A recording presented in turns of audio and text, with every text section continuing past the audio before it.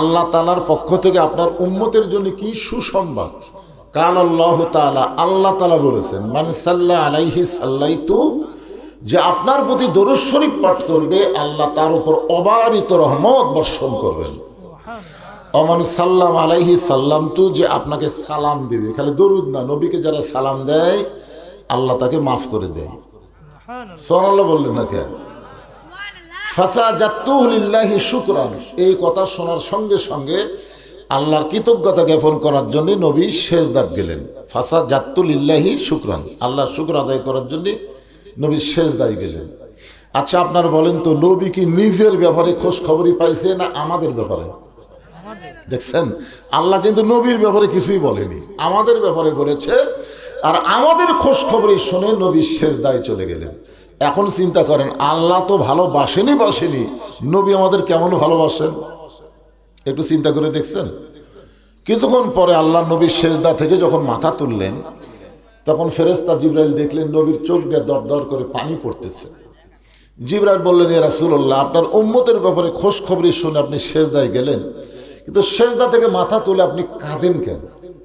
আল্লাহ রাসূল বলেন, জিবরাইল, তোমার সঙ্গে আল্লাহর সাথে আমার কথা হয় মাধ্যমে, মানে ফেরেশতা জিবরাইলের মাধ্যমে আল্লাহর সঙ্গে নবীর কি হয়?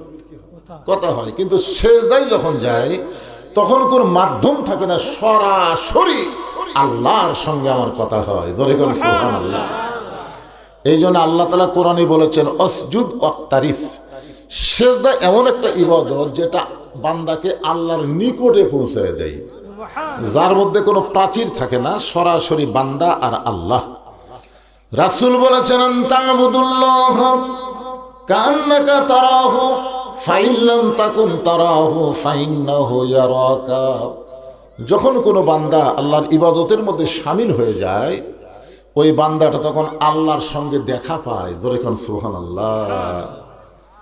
যদি আল্লাহর সঙ্গে দেখা না হয়, মনে করেন দেখা হচ্ছে না, তাহলে রাসূল বলেছেন আল্লাহ যে তাকে দেখতেছে এই বিশ্বাস তার কলিজার মধ্যে পুরোপুরি চলে আসে। জোরে কোন সুবহানাল্লাহ। এখন বলেন তো, আল্লাহ কি আমাকে দেখে না? তাহলে আসরের নামাজের পরে জমির ধান দেখতে যায়, দেখে উপর জমির পানি নিচে, ওর জমির পানি নেই। এখন বলেন তো, না আল্লাহ কি দেখে? ও চারিদিকে তাকায়, দেখে কেউ নেই। আস্তে করে বসে বিসমিল্লাহ কয়ে জমির আল কাটছে, আল কাটা ওই পানি দিয়ে হাত ধুয়ে আবার দাঁড়ায় চারিদিকে তাকায় বলতেছে, কেউ দেখেনি, আলহামদুলিল্লাহ। হ্যাঁ, এই হাদিসের মধ্যে কি বলতেছে? আল্লাহ যদি তুমি দেখতে না পাও, আল্লাহ যে তোমাকে দেখতেছে এই বিশ্বাস তোমার কলিজার মধ্যে আসবে। প্রত্যেকটা মুসলমান আল্লাহ দেখতেছে এই বিশ্বাস যদি কলিজার মধ্যে থাকে, তার দ্বারা কোনো অন্যায় কাজ হবে। এই হাদিসের ব্যাখ্যা ইমাম গাজ্জালি বলেছেন হাসরের ময়দানে, খুব খেয়াল করে শোনেন, আমি কিন্তু দরুদ শরীফের কথা আগে বলতেছি, তারপর ওয়াজ করতেছি। নেকি আর পাপ ওজন করার পরে দেখা যাবে নেকির চাইতে পাপ অনেক বেশি। আপনারা বলেন তো, নেকির চাইতে পাপ যদি বেশি হয় তার ঠিকানা কি? আর যেইটা দিয়ে ওজন করবে আল্লাহ, তার নাম কি? মিজানের বাংলা কি? তো বাংলা করলে কি হয়? হাসিনার সময় আমরা মিজান করছি, কারণ দাঁড়িপাল্লা তখন হাইকোর্ট থেকে বাতিল করে দিয়েছিল, বুঝলেন? এই জন্যে আমরা তখন মিজান করছি, মানে দাঁড়িপাল্লা কোয়ার পারিনি ভাই। কিন্তু 24 সালের 5ই আগস্ট দেশ আবার নতুন করে স্বাধীন হলো, এখন আবার দাঁড়িপাল্লা বলতে কোনো সমস্যা আছে? তাহলে যেইটা দিয়ে আল্লাহ ওজন করবে তার নাম কি? আরো জোরে, জোরসে বলুন।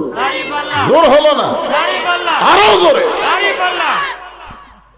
মাশাআল্লাহ, বাচ্চাগুলো সেই তাল দিছে রে।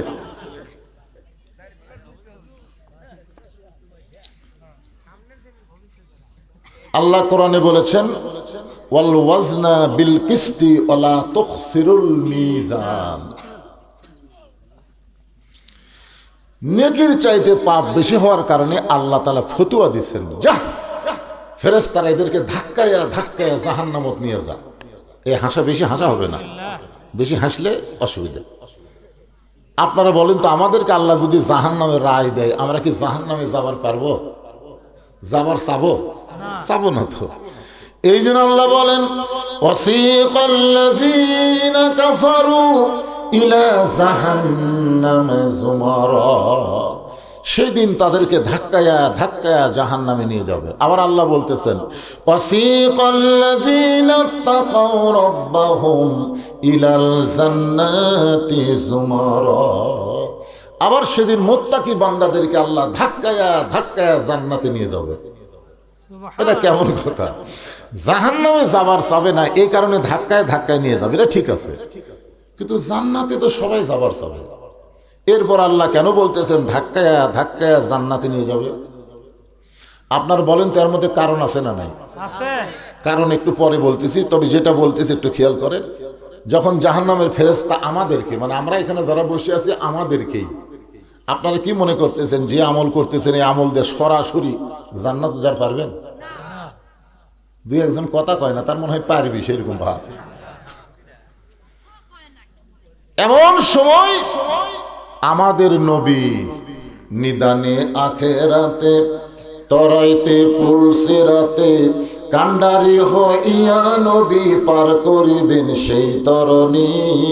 সবাই বলেন নবী মোর পরশমণি, নবী মোর সোনার খনি, নবী নাম ভাবে যেজন সেই তো দোজাহানের ধনী।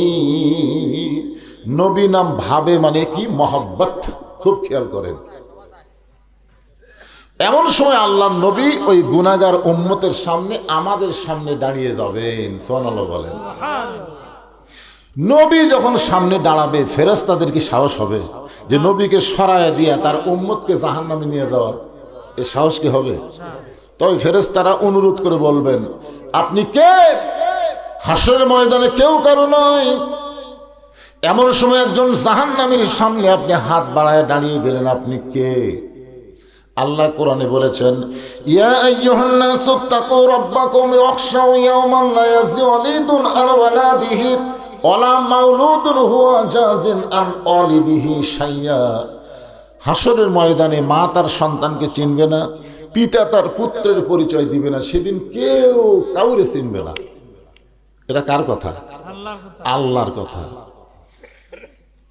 তো আপনি কে?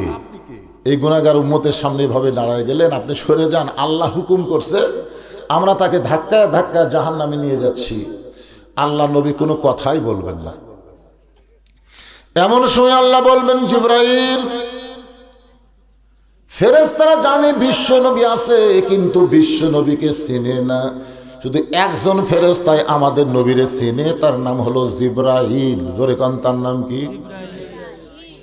একজন ফেরেশতাই আমাদের নবীকে চিনে। এই চিনেছে কবে? এই মাসে, এই যে মাসে আপনারা ওয়াজ শুনতেছেন, এই মাসের 26 তারিখ দিবাগত রাত্রে লাইলাতুল মেরাজে একটা জায়গায় গিয়া নবী জুতা পায়ে আল্লাহর আরশের দিকে যাচ্ছেন। এমন সময় জিবরাইল বলতেছে, ওগো নবী, এই যে জমজমের কুহের পানিতে উযু করার সময় যে জুতা পরেছেন, এই জুতা পরে কি আপনি আল্লাহর আরশে যাবেন? এই কথাটুকুই শুধু জিবরাইল বলেছে। সঙ্গে সঙ্গে নবী বলতেছে, জিবরাইল ভাই, আল্লাহর সাথে দেখা করবার আসে আমার জুতার কথা মনেই নেই। মানে আল্লাহর মহব্বতে নবী এমন পাগল হয়ে গেছে যে জুতা যে পাওয়াত আছে এটা কি নাই, মনেই নাই। নবী যখন আস্তে করে পায়ের জুতা খুলতে চায়, এমন সময় আল্লাহ বলে, নবী গো, জিবরাইল আপনারা চিনে না বলে আপনার জুতার কথা স্মরণ করে দেয়, কিন্তু আমি আল্লাহ আপনাকে চিনি। আমার আরশে আজিম দামি হতে পারে, আপনার জুতার পরশে ধন্য হয়ে যাবে। সুবহানাল্লাহ। এই জন্যই তো আমি বললাম, তোর পাহাড়ের ধুলি লাগিয়া মুসা নবীর সম্মান বেড়ে যায়, নূর নবীজির জুতার ধুলাই আল্লাহর আরশ ধন্য হয়। সেই দিনে জিবরাইল বুঝেছে, ওরে বাবা রে, যার জুতার পরশে আল্লাহর আরশ ধন্য হয়ে যায়, এটা কি নবী? সুবহানাল্লাহ কর না কেন? তা আল্লাহ বলে, জিবরাইল তুমি তো আমার দোস্তকে চেনো, যাও আমার দোস্তকে সালাম দিয়ে জানাও, তার এই উম্মতের নেকির চাইতে পাপ বেশি হওয়ার কারণে আমি আল্লাহ তাকে জাহান্নামে রায় দিছি। ফেরেশতা জিবরাইল সে নবীকে সালাম দিবেন, নবী সালামের উত্তর দিবেন না। আবার জিবরাইল সালাম দিবেন, সালামটা হলো এইরকম, আসসালামু আলাইকা ইয়া রাসূলুল্লাহ। নবী সালামের উত্তর দিবেন না। তৃতীয়বার যখন জিবরাইল সালাম দিবার যাবে এমন সময় নবী রাগ করে, এই জিবরাইল, খালি সালাম দাও। সালাম বোঝো তুমি? সালাম তুমি বোঝো? কিভাবে সালাম দেওয়া লাগবে এটা তুমি জানো? জিবরাইল বলে, ইয়া রাসূলুল্লাহ, দুনিয়াতে আপনাকে আমি 24,000 বার সালাম দিয়েছি। কতবার? কোনোদিন তো আপনি ভুল ধরেন নাই। আপনার যারা এখানে মক্কা মদিনায় গেছেন, মদিনায় যারা গেছেন, মদিনায় যাওয়ার কোনো লোক আছে এখানে? আচ্ছা, মদিনায় যারা গেছেন, রাসূলের রওজার পাশে আপনার কি করে সালাম দিয়েছেন? আজকে আমাদের বাংলাদেশে অনেকে সালামও বোঝে না। আমরা যারা আগে বাংলাদেশে ছিলাম, কিন্তু 11 সালে যখন প্রথম মদিনায় গেলাম, ওইখানে যাইয়া সালাম দেওয়া লাগলো, আসসালামু আলাইকা ইয়া রাসূলুল্লাহ। কি ভাই, আপনি গেছিলেন? আপনি গেছিলেন? কিভাবে সালাম দিয়েছেন? কারণ রাসূল বলেছেন, আসসালামু কবলাল কালাম, কথাবার্তা বলার আগেই দেওয়া লাগবে সালাম। কোনো কথাই চলবে না, আগে কি দেওয়া লাগবে? সালাম দেওয়া লাগবে। তাহলে কেউ যদি বলে, হুজুর আসসালামু আলাইকুম, সালাম হবে? আগে কি কথা? আগে হুজুর কয়নি? ইমাম সাহেব আসসালামু আলাইকুম হবে? চাচা আসসালামু আলাইকুম হবে? কারণ আগে চাচা কছেন, আগে হুজুর কছেন, আগে ইমাম সাহেব কছেন। এখন কেউ যদি বলে, ইয়া নবী সালামু আলাইকা, তাহলে হবে? কারণ আগে কি কছেন? ইয়া নবী কয়ে তারপরে সালাম দিচ্ছেন। কারণ রাসূল বলেছেন, কথাবার্তা বলার আগে সালাম দেওয়া লাগবে, সালাম দিয়ে তারপরে কথা বলো। আপনি যদি বলেন আসসালামু আলাইকুম হুজুর, চলবে। আপনি যদি বলেন আসসালামু আলাইকুম ইমাম সাহেব, চলবে। আপনি যদি বলেন আসসালামু আলাইকুম চাচা, চলবে। কিন্তু আগে চাচা পরে সালাম চলবে না, আগে ইমাম সাহেব পরে সালাম চলবে না, আগে হুজুর পরে সালাম চলবে না, আগে ইয়া নবী পরে সালাম চলবে না। সালাম আমরা শিখাইছি মদিনার থেকে। আসসালামু আলাইকা ইয়া রাসূলুল্লাহ। ফেরেশতা জিবরাইল বলে, রাসূলুল্লাহ 24,000 বার আপনাকে সালাম দিলাম, আপনি কোনোদিন সালামের ভুল ধরলেন না। আজকে হাসরের ময়দানে আমার সালামের ভুলটা কোন জায়গায়? আল্লাহ রাসূল বললেন, সালাম হলো 3 বচন। জোরে বলেন, কয় বচন? একটা হলো কা, কা হলো 1 বচন। এই আমার দিকে খেয়াল করেন, কা হলো 1 বচন, কুমা হলো 2 বচন, কুম হলো বহু বচন। তাহলে আমাকে তুমি সালাম দাও, আসসালামু আলাইকা, শুধু আমাকে সালাম দাও। কিন্তু আমার সামনে যে গুনাহগার উম্মতকে ফেরেশতারা ধাক্কায় ধাক্কায় জাহান্নামে নিয়ে যাচ্ছে, এক বাদ দাও কেন? ফেরেশতা জিবরাইল বলে, হুজুর এক সালাম দিয়ে লাভ নেই, কারণ এর নেকির চাইতে পাপ অনেক বেশি হয়ে গেছে। আল্লাহ জাহান্নামের রায় দিয়ে দিছে। যার জাহান্নামের রায় হয়ে গেছে তার জন্য দোয়া করা যাবে? কথা কর না কেন? সালাম কি সবচাইতে বড় দোয়া? হলো সালাম। আপনার যে গোরস্থানের মাহফিল করতেছেন, এই গোরস্থানের সবচাইতে বড় দোয়া কি জানেন? কবরের পাশে গিয়ে আগে সবচাইতে বড় দোয়া হলো আসসালামু আলাইকুম ইয়া আহলাল কুবুর। এই কবরের মধ্যে যারা আছো সকলের উপরে আল্লাহ রহমত বর্ষণ করো। ধরে করো সুবহানাল্লাহ। তাহলে সবচাইতে বড় দোয়া কি? আগে যায় কি দোয়া দরুদ পড়েন, আগে সালাম দেওয়া? আপনার কি গোরস্থানে যান না ভাই? কথা কর না কেন? গোরস্থানে যায় কি আগে দোয়া পড়েন, আগে সালাম দেন? সালাম দেওয়ার পরে সূরা ইখলাস পড়েন, ফাতিহা পড়েন, দরুদ পড়েন, যা ইচ্ছা পড়েন, কিন্তু আগে দেওয়া লাগবে কি? সবচাইতে বড় দোয়া হলো সালাম।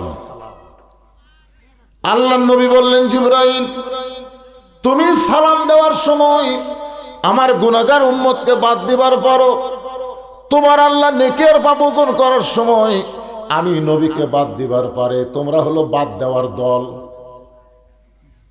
কথাটা খেয়াল করছেন? তুমি জিবরাইল সালাম দেওয়ার সময় আমার গুনাহগার উম্মতকে বাদ দিয়ে সালাম দিবার পারো, আর তোমার আল্লাহ নেকের পাপ ওজন করার সময় আমাকে বাদ দিয়ে নেকের পাপ ওজন করতে পারে, তোমরা হলো বাদ দেওয়ার দল। ফেরেশতা জিবরাইল বলে, হুজুর আপনি কি বলবার চান? আল্লাহ রাসূল বললেন, একটা গানও আমরা শুনছি, গানটা আরেকবার শোনেন দেখি তো খেয়াল হয় নাকি। আসেন আমার মুক্তার, আসেন আমার ব্যারিস্টার, শেষ বিচারের হাইকোর্টেতে তিনি আমায় করবেন পার, আমি পাপী তিনি জামিনদার। এই তিনি কে? আল্লাহ। সাইড থেকে একজন মারতেছে আল্লাহ, তিনি আল্লাহ। গানটা খেয়ালই করেননি, কি বুঝতেছেন? গানটা খেয়াল করছেন? বিশ্বাস করেন আল্লাহ যখন হাকিম হয়ে আমাদেরকে আসামি বানায় বিচার শুরু করবেন, ওই সময় আমাদের নবী উকিল হয়ে, ব্যারিস্টার হয়ে আল্লাহর কাছে আমাদের পক্ষে ওকালতি করে আমাদেরকে সুপারিশ করে জান্নাতে পৌঁছে দিবে। ইয়ার কি মারা এমন নবী। আল্লাহ নবী বললেন, জিবরাইল তোমার আল্লাহ হাকিম হইয়া আমি উকিলকে বাদ দিয়ে আসামির বিচার করতে পারে, কিন্তু এই বিচার আমি মানি না। আমি আল্লাহর আদালতে আমার উম্মতের ব্যাপারে আমি আপিল করলাম। বলে কোন সুবহানাল্লাহ। জাহান্নামের ফেরেশতারা ধাক্কায় ধাক্কায় নিয়ে যাচ্ছে জাহান্নামে, ওই উম্মতের ব্যাপারে আমাদের নবী আবার আল্লাহর কাছে আপিল করলেন। আল্লাহ বলে, জিবরাইল আমি আমার দোস্তের আপিলকে গ্রহণ করলাম। সুবহানাল্লাহ বলে। সঙ্গে সঙ্গে ফেরেশতাদের কাছ থেকে আমাদের নবী গুনাহগার উম্মতের হাতটা ধরে মিজানের কাছে নিয়ে যাবেন। নেকি আর পাপ ওজন করে দেখা যাবে নেকির চাইতে পাপ অনেক বেশি। আল্লাহ বলে, হাবিব গো দেখেন তো কি হলো, নেকির চাইতে পাপ তো বেশি হলো, এখন কি আপিল করবেন? সঙ্গে সঙ্গে নবী জামার পকেট থেকে কি যেন বের করে নেকির পাল্লায় দিবেন, নেকির পাল্লার ওজন বেশি হয়ে যাবে।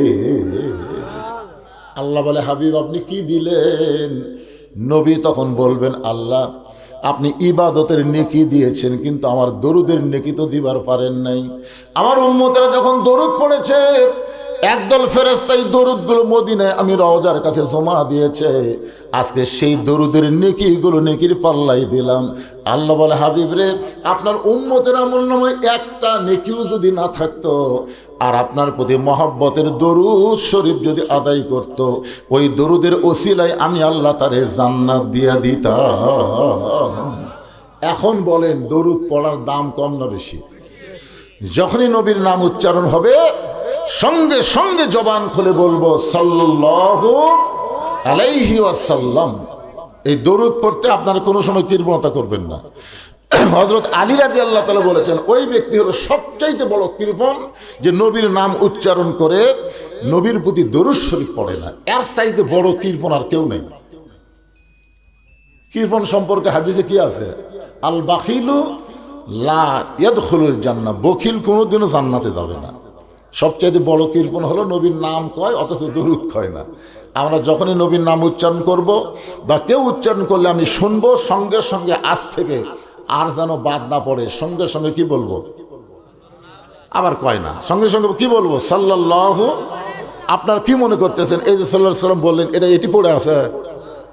একদল ফেরেশতার কামই হলো আপনার মুখের দরুদ শেষ হওয়ার সঙ্গে সঙ্গে এই দরুদগুলো রাসূলের রওজায় আপনার নামে পৌঁছায় দিবে। জোরে খান সুবহানাল্লাহ। ভাদার পশ্চিম পাড়া কবরস্থানের উন্নয়ন কল্পে আপনারা বলেন তো, কবরস্থানের সবচেয়ে বড় উন্নয়নের নাম কি? এই যেখানে লিখছেন কবরস্থানের উন্নয়ন কল্পে, কবরস্থানের উন্নয়ন তো আপনারা করবেনই, কিন্তু সবচাইতে বড় উন্নয়ন কি? সবচাইতে বড় উন্নয়ন সম্পর্কে আজকে আমি কোরআনের আয়াত তেলাওয়াত করছি। আল্লাহ বলেছেন, ওয়ালা তামুতুন্না ইল্লা ওয়া আনতুম মুসলিমুন, মানে তোমরা মরো, মরা তো লাগবেই। এখানে যত মানুষ বসে আছেন সবচাইতে বাড়ি যার নিকটে, আপনাদের যত মানুষ এখানে বসে আছেন যার বাড়ি সবচাইতে নিকটে, সেই লোকটা আপনি দাঁড়ায় বলেন তো, হুজুর এখান থেকে আমি বাড়ি যাবার পারবই? একটু সিনা টান করে বলেন তো দেখি, খাড়া হয়ে বলেন। তাহলে এখান থেকে সবচাইতে নিকটে বাড়ি যদি যাওয়ার ক্ষমতা আপনার না থাকে, তাহলে এত মশান মারতেছেন কেন? মেলাত ঘুরতেছেন, পোলা পাকাচ্ছেন, রাস্তায় ঘুরতেছেন। আরে আপনার কি মনে করতেছেন আজকে যে দিন যাচ্ছে এই দিন আর ফিরে পাবেন? আপনার হায়াতের মধ্যে এই দিন আর আপনি পাবেন? আর পাবেন না। প্রত্যেক ধাপে ধাপে, প্রত্যেকটা নিঃশ্বাসে প্রশ্বাসে আমাদের হায়াত অতিক্রম করে আমরা মৃত্যুর দিকে অগ্রসর হচ্ছি। জোরে কোন কথা ঠিক কিনা? এই জন্য আল্লাহ বলেছেন, লা তামুতুন্না, মৃত্যুবরণ করো না, ইল্লা ওয়া আনতুম মুসলিমুন, যতক্ষণ মুসলমান না হবে। মুসলমান হয়ে মরাটাই হলো গোরস্থানের সবচাইতে বড় উন্নয়ন। জোরে কোন কথা ঠিক কিনা? মুসলমান হয়ে মরা লাগবে তো। আপনি কি মনে করতেছেন মুসলমান হয়ে যখন আপনি মরবেন আপনাকে কবর দিল আর আপনি কবরের মধ্যে থাকলেন? আপনার দেহ থাকবে কবরে, কিন্তু আপনার ভিতরের পাখি, যে পাখিটা আছে, পাখির কোনো কবর হবে না। এই পাখির দুইটা জায়গা, ইমানদারের জন্য ইল্লিন, আর বেঈমানদের জন্য হলো সিজ্জিন। তাহলে আমার সামনে এত শীতের মধ্যে যারা বসে আছেন, আপনারা কোথায় যাওয়ার নিয়ত করছেন? আবার কয় জান্নাতে। মরার পরই জান্নাত এতই সোজা? মরার পরে ইল্লিন না হয় সিজ্জিন, দেহ যাবি না, দেহ যাবে কবরে। আর ভিতরের পাখি আমার সোনার ময়না পাখি, কোন দেশেতে উইরা গেলা রে, দিয়া মোরে ফাঁকিরে আমার সোনার ময়না পাখি। এরকম পাখির গান আপনারা শোনেননি? এই পাখি দিয়ে কি বুঝাচ্ছে? আমার হীরামন পাখি, আমার প্রাণ পাখি, তোরে কোথায় রাখি পাখি রে, সবই মিশে আর ফাঁকি। কোন বনেরই পাখি তুমি আইলা রে কোন বনে, আবার কোন বনেতে যাইতে হবে পড়ছে নাকি মনে। আমরা কোথায় ছিলাম, কোথায় আসলাম, আবার কোথায় যাব, প্রত্যেকটা ধাপে ধাপে মনে করার দরকার আছে না নাই? না মনে করছেন আইসেন ঠিক আর যাবেন না, এরকম ধান্দা করছেন নাকি? 3 তলা 4 তলা 5 তলা বাড়ি বেনে বারবার খালি উপর দিকে তাকায়, বারবার খালি উপর দিকে তাকায়। কি দেখো ভাইজান? বলে হুজুর রড বাইর করে থুজি হুজুর, আর 1 তালা করো। খালি উপর দিকে তাকায়, ওই নিচের দিকে একবারও তাকায় না। আপনার বলেন তো আমরা কি উপরে থাকার জন্য আইছি না নিচে যাওয়ার উপায় নেই? কি মনে করতেছেন খালেদা জিয়ার জন্য কম চেষ্টা করছে? খালেদা জিয়ার জন্য হায় হায়, একেবারে এভারগ্রিন হাসপাতালে যা যা দরকার বিদেশি ডাক্তার এনেও যখন হচ্ছে না, তখন বলতেছে দোয়া করেন। কি করেন? দোয়া করেন। তো দোয়া কার কাছে? তাহলে জীবন দেওয়ার মালিককে, মৃত্যু দেওয়ার মালিককে। তাহলে মরাটাও বিশ্বাস করা লাগবে, খালি বাঁচাটাই বিশ্বাস করবেন। ইমানের সাথে তার মৃত্যু হোক, এই দোয়াটাই হলো সবচাইতে দামি দোয়া। জোরে কোন কথা ঠিক কিনা? যাওয়া লাগবে, খামাকা বেঁচে থাকা লাভ কি? বরং ইমানের সাথে যাওয়াটাই উত্তম। এই জন্য সবাই একটু মনোযোগ দিয়ে শুনবেন। কবরস্থানের উন্নতি কল্পে আজকের এই জান্নাতের বাগানে, আজকের এই মাহফিলের সম্মানিত সভাপতি আলহাজ মোহাম্মদ হানিফ উদ্দিন, তাই না? উনি নাই মনে হয়। কে সেটা? আচ্ছা, তা হাজি সাহেব তিনি বসে আছেন, মাশাআল্লাহ। আজকের এই মাহফিলের সম্মানিত সহসভাপতি কয়েকজন সভাপতি এবং সহসভাপতিদেরকে অন্তরে অন্তঃস্থল থেকে আমি শুভেচ্ছা জ্ঞাপন করছি।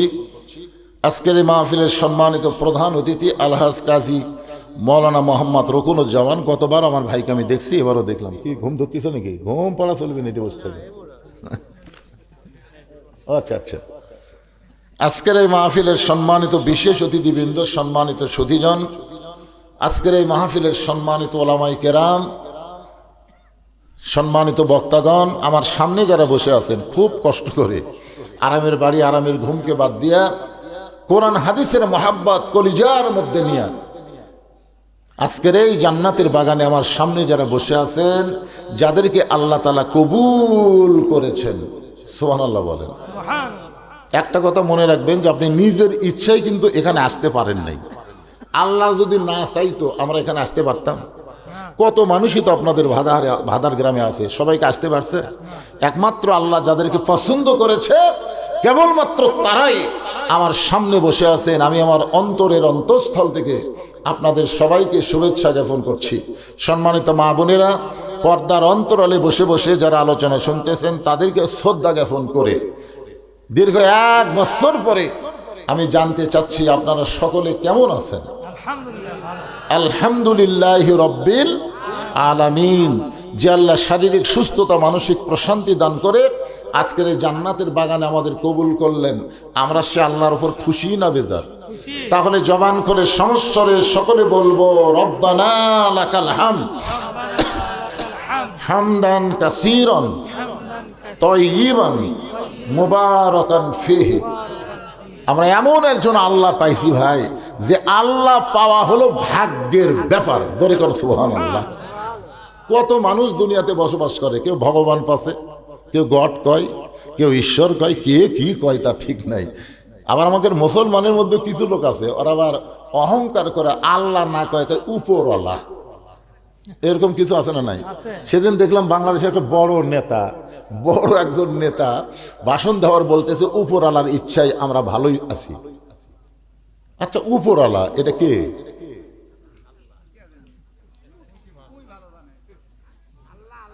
না না, আল্লাহ আল্লাহ তো, তাই না? একটা লোক যদি সবসময় জিকির করে উপরওয়ালা উপরওয়ালা উপরওয়ালা উপরওয়ালা, ওই একটা সব পাবে। আর একবার যদি আল্লাহ কয় আর আল্লাহ যদি কবুল করে, আল্লাহ তার জীবনের সমস্ত গুনাহ মাফ করে দেয়। চিন্তা করে দেখেন, আল্লাহু লা ইলাহা ইল্লা হুয়াল হাইয়ুল কাইয়ুম। আমাদের আল্লাহ হচ্ছে লিল্লাহি মা ফিস সামাওয়াতি ওয়াল আরদ। আমাদের আল্লাহ হচ্ছে লাহুল মুলকু ওয়া লাহুল হামদ। আমাদের আল্লাহ হচ্ছে হুয়াল্লাহুল্লাযী লা ইলাহা ইল্লা হু। এমন একজন আল্লাহ পাওয়া ভাগ্যের ব্যাপার। আমাদের ভাগ্য এত ভালো যে আমরা জন্মসূত্রে মুসলমানের ঘরে জন্ম নিয়ে আমরা আল্লাহ পেয়েছি। সুবহানাল্লাহ বলেন। আমাদের ভাগ্য এত ভালো যে আমরা বিশ্বনবীর উম্মত হয়েছি। আমাদের বাংলাদেশে অনেক মুসলমান আছে যারা শুধু নবীকে নবী বিশ্বাস করে, কিন্তু নেতা হিসাবে বিশ্বাস করবার চায় না। আমাদের নবী কিন্তু শুধু নবী না, আমাদের নবী হলেন বিশ্ব নেতা। দরিগণ ঠিক না?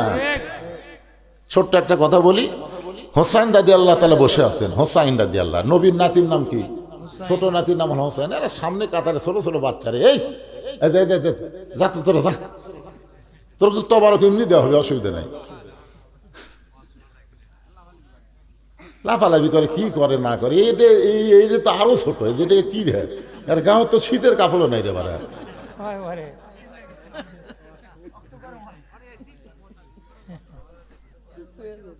না না, শোনেন, ছোট ছোট বাচ্চারা আসলে মাহফিলে আসা এটা একটা আল্লাহর রহমত। সুবহানাল্লাহ বলে। কারণ এদের মা ভালো বলে, এদের আসলে খোঁজরা দেখেন, এদেরকে মা ভালো মায়ের সন্তান হওয়ার কারণে ভালো জায়গায় সামনে কাতারে এরা চান্স পাচ্ছে। আর যাকে মাও খারাপ, এরা মেলার মধ্যে ঘুরতেছে। যাই দেখেন একটা ছেলে যে ঘুরতেছে, এ কেন ঘুরতেছে, আর মাও জিজ্ঞেস করেন। আর ঘোরার কারণ হলো, উনি যখন মায়ের পেটে আসছিল তখন মাও পেটত দিয়ে গোটা পাড়ায় ঘুরিছে, ওই পেটের মধ্যেই ঘোরনি বেরম পাচ্ছে। কথা বুঝলেন না? এই জন্যই তো দুনিয়াতে এসে ভালো জায়গাতেই থাকতে পারে না, খালি ঘোরে। এই যে কতগুলো ছেলে দেখলাম পিছনে আসলো, কিছুক্ষণ বক্তার দিকে তাকা চলে গেল, কিন্তু এরা যায়নি বারে, এরা বসে আছে। থাক বাবা থাক, শোনেক বানা শোনেক, দোয়া করবো আল্লাহ যেন তোদেরকে হক্কানি কবুল করে। আমিন। তো যেই কথা বলতেছিলাম একটু মনোযোগ দিয়ে শুনবেন। আয়াতটা আর একবার আপনাদেরকে বলি, ইয়া আইয়ুহাল্লাযীনা আমানুত্তাকুল্লাহা হাক্কা তুকাতিহি ওয়া লা তামুতুন্না ইল্লা ওয়া আনতুম মুসলিমুন। আল্লাহু আকবার। আল্লাহু আকবার কবার সালে সবাই পারবি তাই। আমি 11 সালে প্রথম যখন হজ করতে গেলাম, বুঝলেন, আমার এক সাথী ছিল, ওই জামরাইদার শয়তানক পাথর মারার সময় এক ঠ্যাঙের উপর ভর দিয়ে মারে। আমরা 2 ঠ্যাঙের উপর দিয়ে মারি পাথর, আর ওই এক ঠ্যাঙের উপর তুলে সেই ধরে মারে, বুঝলেন, পাথর লাগে আবার উষ্ঠে আসে। আমি করলাম, কে রে ভাই, শত শত হাজি সাহেব পাথর মারতেছে, কিন্তু তোর লাগা তো এরকম করে কেউ মারে না, কারণ কি? তাই হুজুর বুঝতেছেন না, শয়তানক মারলি তো কইলে শান্তি পায়। আমি বললাম, তাহলে আমি একটা কথা বলি। কি কথা? আমি বললাম, ভাই তুমি নাকি হজ করতে আসার আগে রেজিস্ট্রি অফিসে গেছিলে। আমাকে, হুজুর আপনি কেমনে জানলেন? আমি বললাম, তুই আমার বাড়ির পাশে, আমি শুনছি তো। আমি এটাও শুনলাম তুমি 18 বিঘা জমি ছেলেক দিছে আর মেয়েক দিছে মাত্র 1 বিঘা। হুজুর এইটা আপনি কি করে জানলেন? আমি বললাম, পাগলা, ওটি পাথর নামেরা তোক মার। কারণ ওই শয়তানের চাইতে তুই হলো বড় শয়তান, যে আল্লাহর কোরআনের ফারাজকে অস্বীকার করে নিজের ইচ্ছা মতো বন্টন করে। সে কোনোদিন ইনসান হতে পারে না, সে মানবরূপী বড় শয়তান। জোরে কোন কথা ঠিক না? তো মানবরূপী যারা বড় শয়তান, তারা আল্লাহ আকবার বলবার পারবে না ভাই। আল্লাহ আকবার বললে শয়তান থাকে না, শয়তান দৌড় দেয়। কিন্তু যার মধ্যেই শয়তান বসে আছে, তার জবান দিয়ে আল্লাহ আকবার বের হবি না।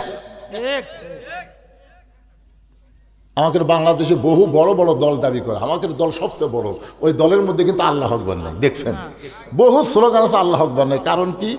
যেই দলে আল্লাহ আকবার থাকবে না ওই দলই হলো শয়তানের দল। জোরে বলেন কারো দল, কথা কন না কেন? কোনটা আল্লাহর দল কোনটা শয়তানের দল এটা আবার চিনার লাগে। যেই দলের মিছিলে দেখবেন আল্লাহ আকবার নাই, বুঝবেন ওই পুরা দলই শয়তান। আর যেই দল ছোট হোক কিন্তু যদি আল্লাহ আকবার তাকবীর দিয়ে মিছিল শুরু করে তাহলে বুঝবেন এরাই হচ্ছে আল্লাহর দল। তো আপনারা কোন দলত আছেন? আল্লাহর দলে। তো একটা সাটানা তাকবীর দেওয়া লাগবে, বুঝলেন? নারায়ে তাকবীর, আল্লাহু আকবার, নারায়ে তাকবীর, আল্লাহু আকবার, নারায়ে তাকবীর, আল্লাহু আকবার। আল কোরআনের আলো সংসদে জালো, আল হাদিসের আলো সংসদে জালো, নারায়ে তাকবীর, আল্লাহু আকবার। মোটামুটি একটু কি মনে হচ্ছে? ঘড়ির দিকে তাকিয়ে দেখেন রাত 10:30 পার হয়ে গেছে, কিন্তু এই তাকবীর দেওয়ার কারণে আপনাদের চেহারা মনে হয় কেবল রাত 8টা বাজতেছে। শীতও কমে যাবে, ক্লান্তিও চলে যাবে। তাকবীরে এমন স্পেশাল একটা পাওয়ার আছে, আশেপাশে শয়তান থাকলে ওরাও পালায়ে যাবে। সুবহানাল্লাহ কর না কেন? তো এখন হোসেন রাদিয়াল্লাহু নবীর ছোট নাতি বসে আছে, আপনারা যেরকম বসে আছেন এরকম বসে আছে। ইতিমধ্যে ইয়াজিদের কিছু লোক, কার লোক? ইয়াজিদের কিছু লোক এসে হোসেন রাদিয়াল্লাহকে বলতেছে যে আপনার নানা হচ্ছে বিশ্ব নবী। কথাটা খেয়াল করবেন, আপনার বাবা হচ্ছে বিশ্ব আলেম, আপনার মা হচ্ছে খাতুনে জান্নাত। এমন একটা ঘর থেকে এমন একটা বংশ থেকে আপনার জন্ম হয়েছে, আপনি খালি বসে থাকবেন, যা চাবেন তাই পাবেন। কথাটা কি খেয়াল করেন? আপনারা করছেন যে আপনার বাবা নানা হলো বিশ্ব নবী, আপনার বাবা হলো বিশ্ব আলেম, আপনার মা হলো খাতুনে জান্নাত। আপনাকে দৌড়াদৌড়ি করা লাগবে কেন? খালি ঘরের মধ্যে বসে থাকবেন। আপনি কি চান? পীরের বেটা পীর নাকি কম? আপনি চান কি? যা চাবেন তাই পাবেন। এমন কথা শোনার পরে হোসেন রাদিয়াল্লাহু দাঁড়িয়ে গেলেন। ইয়াজিদের লোকেরা বললেন বসে থাকলেই পাবেন।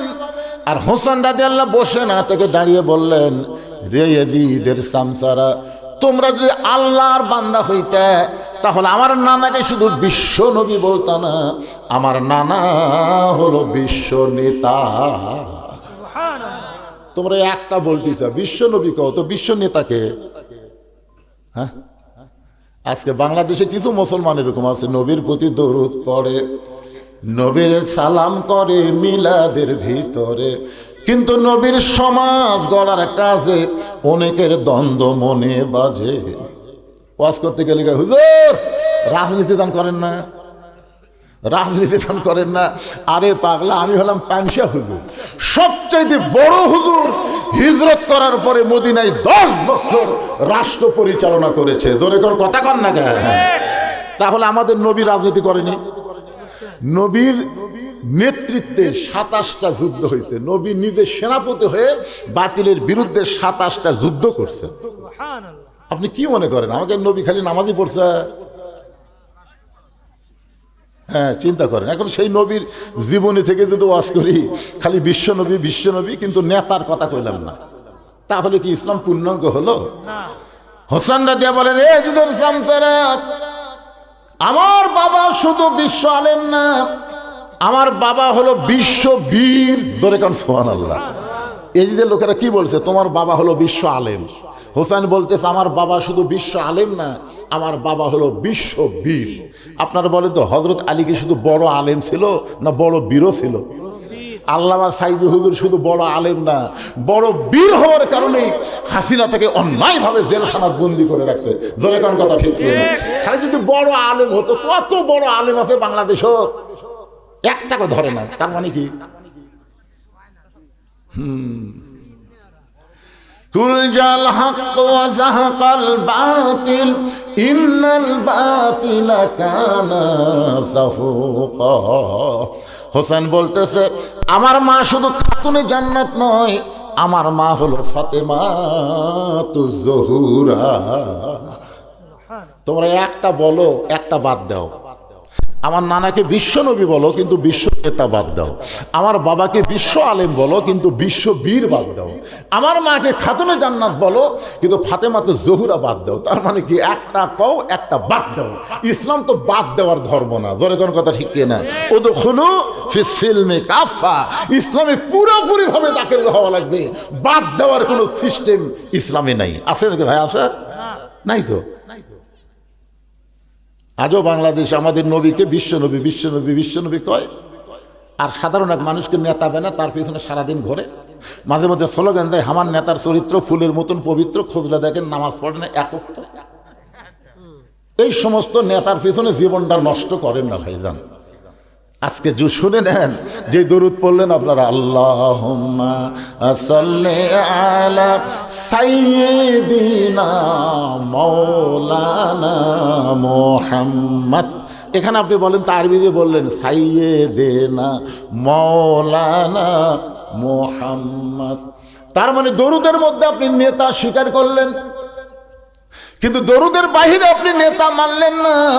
এই দরুদ পড়ে কোনো কাজ হবে? হোসেন বললেন, শোনো, আমার নানা যদি শুধু বিশ্বনবী হইতো তাহলে আমার নানাকে মক্কা থেকে মদিনায় হিজরত করা লাগতো না।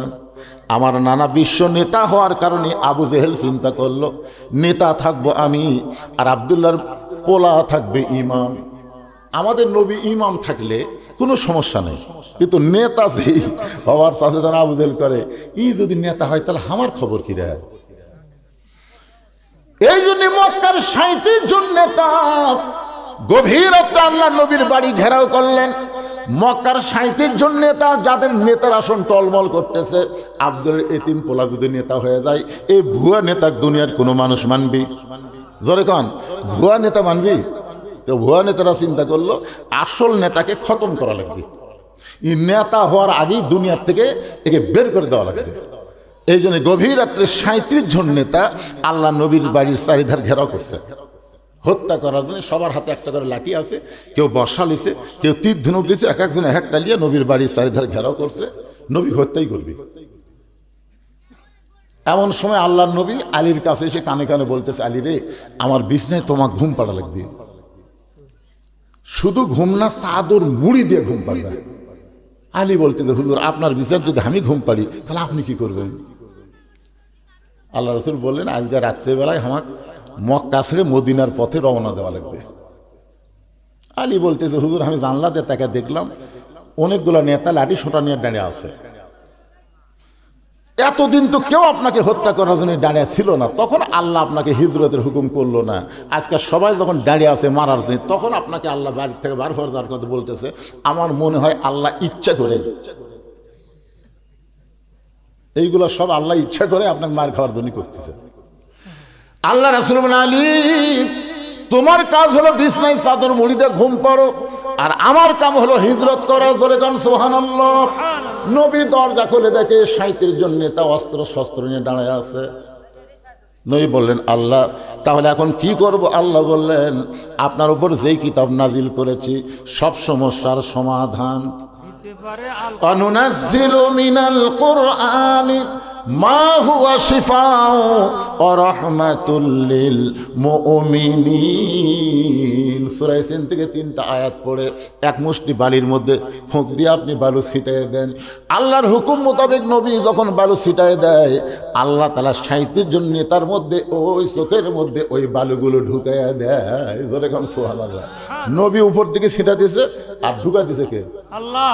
ওরকে হাতত লাঠি সোটা যায় ফেলে দিয়ে বালু চোখে ঢুকলে আরো লাঠি লাঠি ফেলে দেখালি চোখ ডলতেছে। রাসূল কয়, আল্লাহ কি সুযোগ, এখন ইচ্ছা মতো ওরকে লাঠি দিয়ে ওরকে পাঁচাত বাড়ান যাবে। আল্লাহ হচ্ছে আজকে বাড়ি না, আজকে আপনি যান, জাগা মতো বাড়ি হবি, কারণ 24 সালের 5ই আগস্ট আসা লাগবে। জোরে কোন কথা ঠিক না?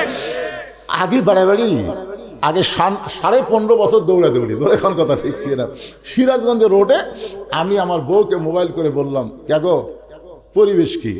আমি 2 কেজি চমচম নিছি। আমার বউ বলতেছে, আসতেছেন? জি। তাহলে আপনি আসেন না। কেন? বলে সন্ধ্যা থেকে পুলিশ বাড়ির দরজা ঢুকতেছে, আপনি আসেন না। চিন্তা করছেন, রোড থেকে আর বাড়ির দিকে আসতে মন চাচ্ছে, বউ বলতেছে আসেন না। আমার শ্বশুরকে মোবাইল করলাম যে, বাবা আব্বাজান আমি একটু আপনার বাসার যাবার চাই। বলে তোমার বাড়ি বাদ দাও, আমার বাসার কেন? বলে আমার বাড়ির দরজা পুলিশ ঘুরতেছে। শ্বশুর বললো নাউজুবিল্লাহ, আপাতত না আসাই ভালো, কারণ তুমি যাবে যেখানে, পুলিশ যাবে সেখানে, দরকার নেই। আমার যত বন্ধু বান্ধব আছিল সবাইকে বললাম ভাইরে আজকে রাত একটু তোমাকে বাসার থাকবার চাই। সব বন্ধু বান্ধব বলতেছে তুমি গজবে আসো, দরকার নেই। শেষ পর্যন্ত গাড়ি এক জায়গা থুয়ে আর এক জায়গা আলুর বাগুড়ের মধ্যে আমরা শুয়েছিলাম কতদিন। কি মনে করছেন এইরকম নির্যাতনের পরে 24 সালের 5ই আগস্ট ঠিক পিটাপিটির দিন আসেনি? একটা পুলিশ দেশে উঠছে। একটু মনোযোগ দেন। রাসূল আল্লাহ বলেন হাবিব আজকের মতো আপনি পালায়া যান, আপনাকে যা বলে আপনি তাই করেন, সময় মতো মার দেওয়া হবে, জায়গা মতো মার দেওয়া হবে। নবী চুপি চুপি আবু বকরের দরজা দিলেন। আবু বকর বলে ডাক দেওয়া মাত্রই দরজা খুলে গেল। নেতাও যেমন কর্মীও তেমন। জোরে করেন সুবহানাল্লাহ। দরজা ঢক ঢক করা লাগে নাই, কলিং বেলে কোনো চাপ দেওয়া লাগে নাই, চিল্লা চিল্লি করা লাগে নাই, শুধু আস্তে করে বলেছেন আবু বকর, সঙ্গে সঙ্গে দরজা খুলে গেল। নবী চোখের পানি নিয়ে বলে আবু বকর আমি যে আসতেছিলাম এইটাকে তুমি আগে থেকেই জানো, আমি ডাক দাও মাত্রই তুমি দরজা খুলে দিলে। আবু বকর বলে রাসূলুল্লাহ কয়েক মাস আগে আপনি বলেছিলেন একদিন গভীর রাত্রে মক্কা থেকে মদিনায় হিজরত করা লাগতে পারে, আমাকে সঙ্গে করে আপনি মদিনায় যাবেন। সেদিন থেকে আজ পর্যন্ত কোনো রাত্রিবেলা ঘুমাইনি, বরং সারা রাত আমি দরজার কাছে দাঁড়িয়ে থাকি। আল্লাহ নবী এক টানে আবু বকরকে বুকের মধ্যে নিয়ে আবু বকরের কপালে একটা চুমা দিয়ে বলে আল্লাহ আমি আবু বকরকে কি দিব, আমার তো দেওয়ার মতন কিছুই নাই। আল্লাহ বলেন হাবিব আপনার পরে কেউ যদি আমার দোস্ত থাকে সে দোস্তের নাম হলো আবু বকর। আবু বকরকে নিয়ে রওনা দিলেন। আবু বকর বলে ইয়া রাসূলুল্লাহ মক্কা থেকে মদিনা হলো উত্তর দিকে, কিন্তু রওনা দিচ্ছেন পূর্ব দিকে, কারণ কি? রাসূল বলে আবু বকর আল্লাহ হুকুম করেছে ওই একটা উঁচু পাহাড় দেখতেছো, ওই পাহাড়ের মাথায় চড়তে হবে। পাহাড়ের মাথায় একটা গর্ত আছে, এই গর্তের নাম হলো গারে সুর। এই গর্তের মধ্যে আমাদেরকে আত্মগোপন করা লাগবে। সুবহানাল্লাহ বলেন। আল্লাহ নবী আবু বকরকে আত্মগোপন করেছেন। এইদিকে রাত শেষ হয়ে গেল, রাতটা শেষ হয়ে সকাল হয়ে গেছে। আবু সুফিয়ান বলে নেতা যেভাবে আমরা লাঠি সোটানো পহরা দিলাম, আমার মনে হয় ঘর থেকে আমাকে দেখে ভয়ে বাড়ায়নি। এখন কি করবেন? আবু জাহেল বলতেছে এরকম 27টা নেতা একত্র হওয়া যাবি আজকে হুসি মারার জন্য। কে রে রাত চলে গেছে তো কি হচ্ছে, আমাকে ওপর মক্কার কথা বলার কেউ আছে? কেউ যখন নাই দরজা খুলে আজকে মারবো রে। এই বাঁচা থাকলে আমাকে ভুয়া নেতৃত্ব চলবি না রে, এই বাঁচা থাকলেই কোরআন দিয়ে রাষ্ট্র চলাবে, আমাকে ভুয়া নেতৃত্ব শেষ হয়ে যাবে, আজকে কাম সারা লাগবে। 7-8 জন নেতা একমত হয়ে আল্লাহ নবীর বাড়ির দরজা খুলছে। বাড়ির দরজা খুলে যেই মাত্র ঘরের দরজা খুলে তাকায় দেখে ওরে তামানে চাদর দিয়া নাক দেখে ঘুম পাড়তিছে। ওরে তামানে চাদর দিয়ে কি দেখে? নাক দেখে। এটা কি করতেছে? যেটা না না না যে হাঁটুর মধ্যে কিছু বোঝাচ্ছেন। কে ভাই রে? কে রে? এদিকে তাকান, এদিকে তাকান। আপনি যদি শুয়ে থাকেন, চোখই বন্ধ করে থাকেন, বক্তার সামনে আসে অন্ধ, ইটার কথা বলতেছে না তো, ও যে চাদরালা না মুরব্বী যদি হন, আপনাকে যে ওয়াজ শোনা কি ফরজ? আপনার কোন তো এই ঠান্ডার মধ্যে ওয়াজ শোনা কি ফরজ? ফজরের নামাজ পড়া হলো ফরজ। ফজরের নামাজ নাই, ওয়াজ শুনে কি হবি ভাই? না এরকম থাকলে আপনার দেখা দেখে অনেকে অলস হয়ে যাবে। শরম নাই, শরম নাই। আপনি হয় চলে যান, না হয় কালো বক্তার দিকে তাকা থাকেন। তাকা থাকলে আল্লাহ তাআলা আপনার জীবনের সগীরা গুনাহ মাফ করে দিবে। জোরে কান সুবহানাল্লাহ। কথা বলেন, অত্যন্ত গুরুত্বপূর্ণ বিষয়। ঘরের দরজা খুলে তাকা দেখে ওরে তার মানে চাদর দিয়া নাক দেখে ঘুম পাড়তেছে। আবু জেহেল কয়কে এক সারা রাত আমরা পহরা দিলাম, এক মারার জন্য আমরা সারা রাত পহরা দিলাম, আমাকে চোখে ঘুম নাই আর চাদর মুড়িতে ঘুম পাড়ে। আসলে এটা কে? ওরা তো আর জানে না, ওরা মনে করছে নবী। উলিদ বিন মুগিরের হাতে একটা বর্ষা ছিল, ওই বর্ষাটা চাদর উপর দিয়ে মাইরা নবী বিশ্বাস করে হত্যা করতে চায়। আবু জেহেল ফতুয়া দিছে ঘুমন্ত মানুষকে মারা জায়েজ নাই। সুবহানাল্লাহ বলেন। ঘুমন্ত মানুষকে মারা জায়েজ নাই। ওলীদ বিন মুগীরা বলে, নেতা যাকে মারার জন্য সারা রাত পাওরা দিলাম আর সেই বেটা আরামে ঘুম পাড়ে, একে না মারা পর্যন্ত আমার কলিজার শান্তি নাই। এবেলা আবার যখন বর্ষা মারবার চাই, আবু জেহেল খপ করে বর্ষা ধরে বলতেছে, আমি যে তোর নেতা তুই কি আমাকে মানিস না? আমি যে তোর নেতা তুই কি আমাকে মানিস না? কতগুলা ক্যাডার দেখবেন অনেক সময় নেতার উপর দিয়ে কাম করবার চায়, এরকম কিছু ক্যাডার আছে না নাই? ধরে কেন আছে না? হ্যাঁ, আবু জেহেল খপ করে বর্ষা ধরেছে, এক হাতে চাদর টান দিছে, এক হাতে বর্ষা ধরেছে, আর এক হাতে চাদর টান দিছে। চাদর টানতে দেখে চাদরের মধ্যে যে লাখ টাকা ঘুম পাড়ে, সে আল্লাহর নবী না, সে হইল আলী। আবু জেহেল বলতেছে, কে রে আলী? এই জায়গার তো নবী থাকার কথা রে, এই জায়গা তুই ঘুম পাড়তিস, নবী গেল কোথায়? তাহলে আল্লাহ নবী গেল কোথায়? হযরত আলী মুস্কি মুস্কি হাসতেছে, জোরে গান সুবহানাল্লাহ। হাসার কারণ হলো দুইটা। এক নম্বর হাসার কারণ হলো নবী নিরাপদে চলে গেছে, তোদের পওরা দিয়ে কোনো লাভ হলো না, নবী আমার নিরাপদে আছে, জোরে গান সুবহানাল্লাহ। আর দুই নম্বর কারণ হলো যে তোমরা চেতন থেকে নবী পওরা দিলে, নবী কোথায় গেল তোমরাই জানো না, আমি ঘুমের মানুষ কেমনে জানবো?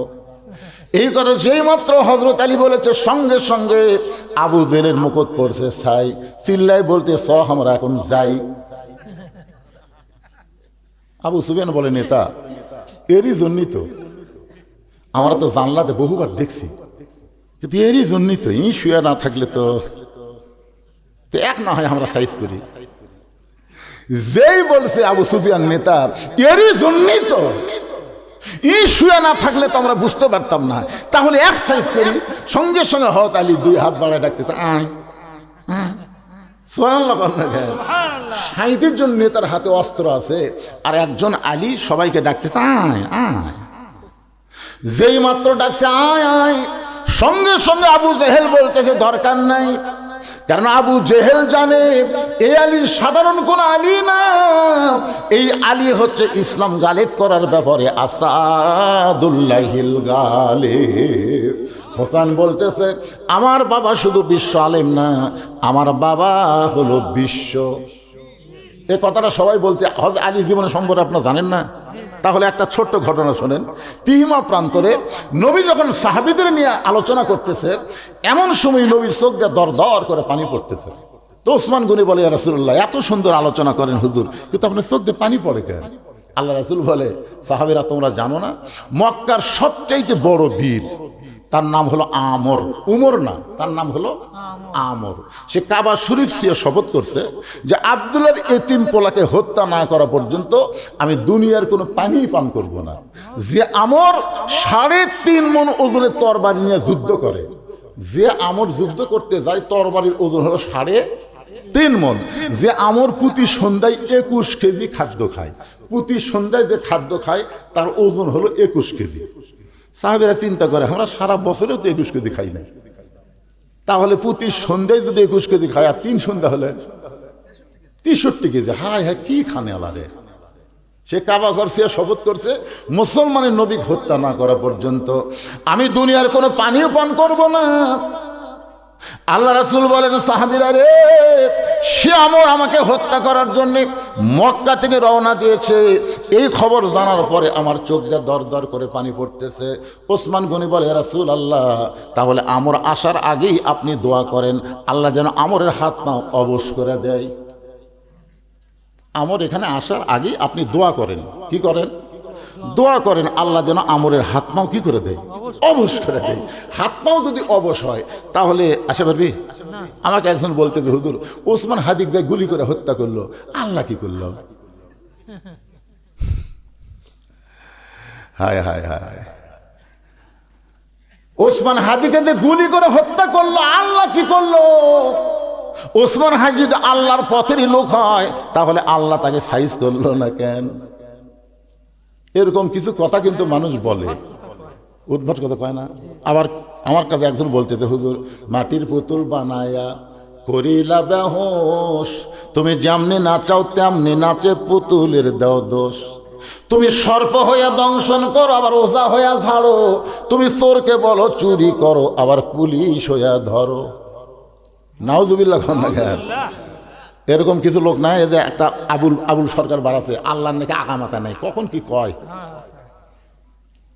এটা আপনাকে বুঝাই দিব।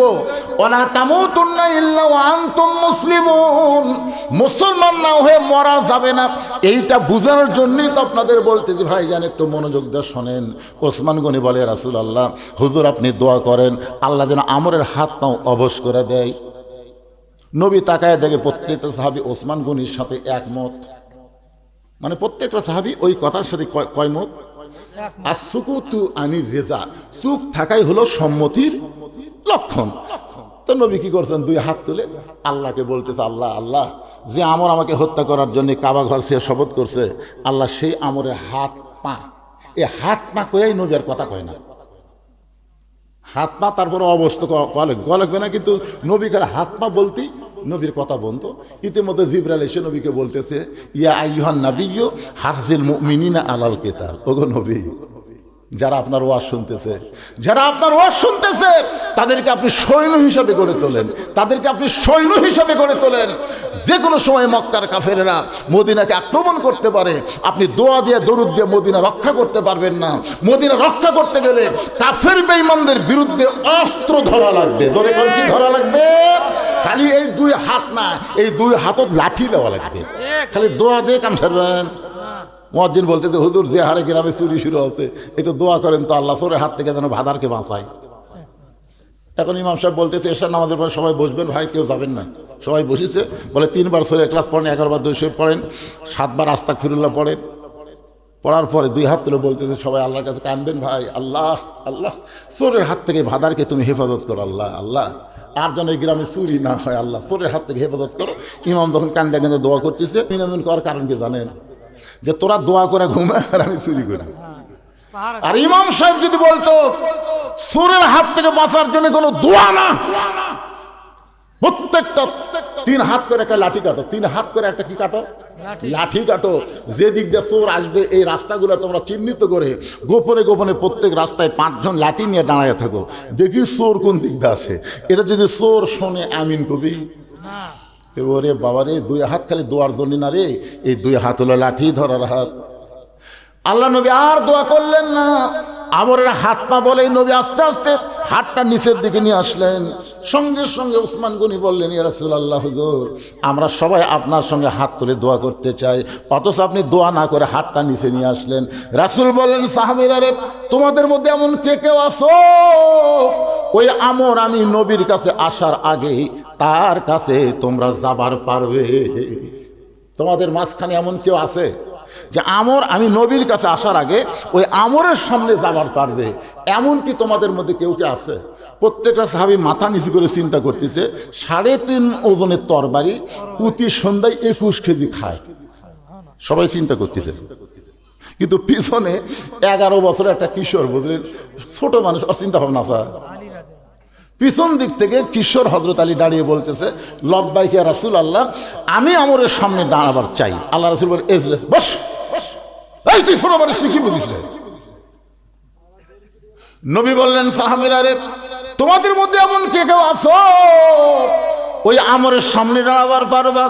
সঙ্গে সঙ্গে হযরত আলী দাঁড়িয়ে বললেন, লব্বাইক ইয়া রাসূলুল্লাহ আমি আমরের সামনে দাঁড়াবার চাই। আল্লাহ রাসূল বললেন, আয়। যেই নবীর কাছে আসছে নবী বলতেছেন, আলী আমর জেহাদের ময়দানে 3.5 ওজনের তরবারি নিয়ে যায়, প্রতি সন্ধ্যায় 21 কেজি খায়।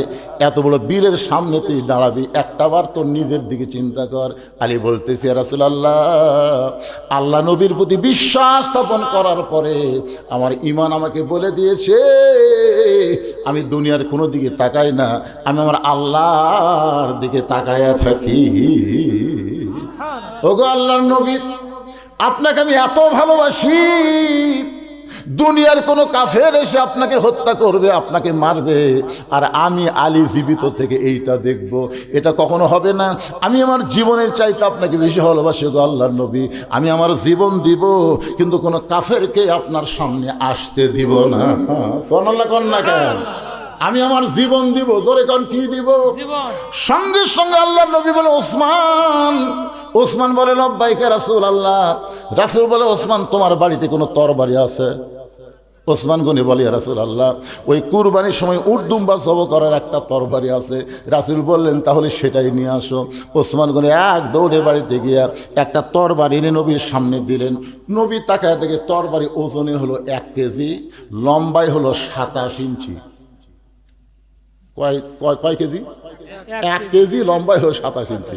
চিন্তা করতেছেন কয় মন নিয়ে আসতেছে? 3.5 মনের তরবারি নিয়ে আসতেছে। আর ওসমানের বাড়িতে আছে 1 কেজি 27 ইঞ্চি। কি করবেন? হুজুরে গেলে তো আর অত দরকার নাই। হুজুরা বছর অন্তর কুরবানি জব করে কিছু টাকা পায়। ওসমান গনি তার কুরবানি জব করে টাকা না, তিনি অত্যন্ত কি ছিলেন? ধনী ছিলেন। কেমন ধনী? আল্লাহ নিজেই বলেছেন ওসমান গনি। ধরে কোন সুবহানাল্লাহ। একদিন আল্লাহ রাসূল বললেন, ওসমান, আল্লাহ তোমাকে কত সম্পদ দিয়েছে, তুমি কি তার হিসাব জানো? ওসমান গনি মুসকি মুসকি হাসার বলে, হুজুর আপনি কি খান? সম্পদশালীর উপর যেদিন থেকে জাকাত ফরজ হয়ে গেছে সেদিন থেকে হিসাব করাও ফরজ। সুবহানাল্লাহ কোন না কেন? যেদিন থেকে জাকাত ফরজ সেদিন থেকে সম্পদের হিসাব করাও কি ফরজ। কারণ শতকরা কত টাকা? শতকরা আপনার কি ধনী লোক নাই নাকি রে? শতকরা কয় টাকা? তো শতকরা 2.5 টাকা যদি আপনি হিসাব করে জাকাত না দেন তাহলে আপনার জাকাত আদায় হবে? আমি এক লোককে বললাম, ভাই আল্লাহ আপনাকে কিরকম সম্পদ দিয়েছে? হুজুর আমার হিসাব নেই, আমার হিসাব নেই হুজুর। তো হিসাব নেই, জাকাত দেন না? হাত আন্দাজে দেই। একটা লোক হাত আন্দাজে যদি কিয়ামত পর্যন্ত জাকাত দেয় তার একটা জাকাতও আদায় হবে না।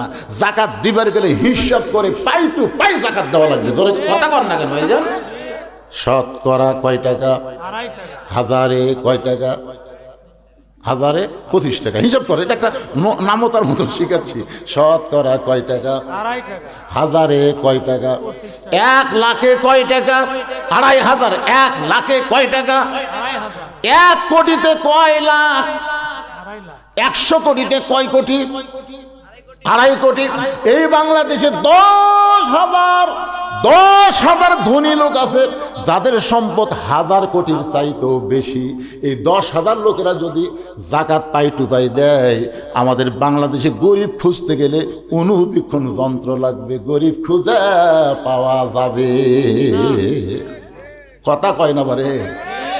এ যে শোনেন, কি জন্য আমরা বলি সব দেখা হলো শেষ, আগামীতে দেখব আমরা আল্লাহর কোরআনের বাংলাদেশ। এটা কি জন্য কই জানেন?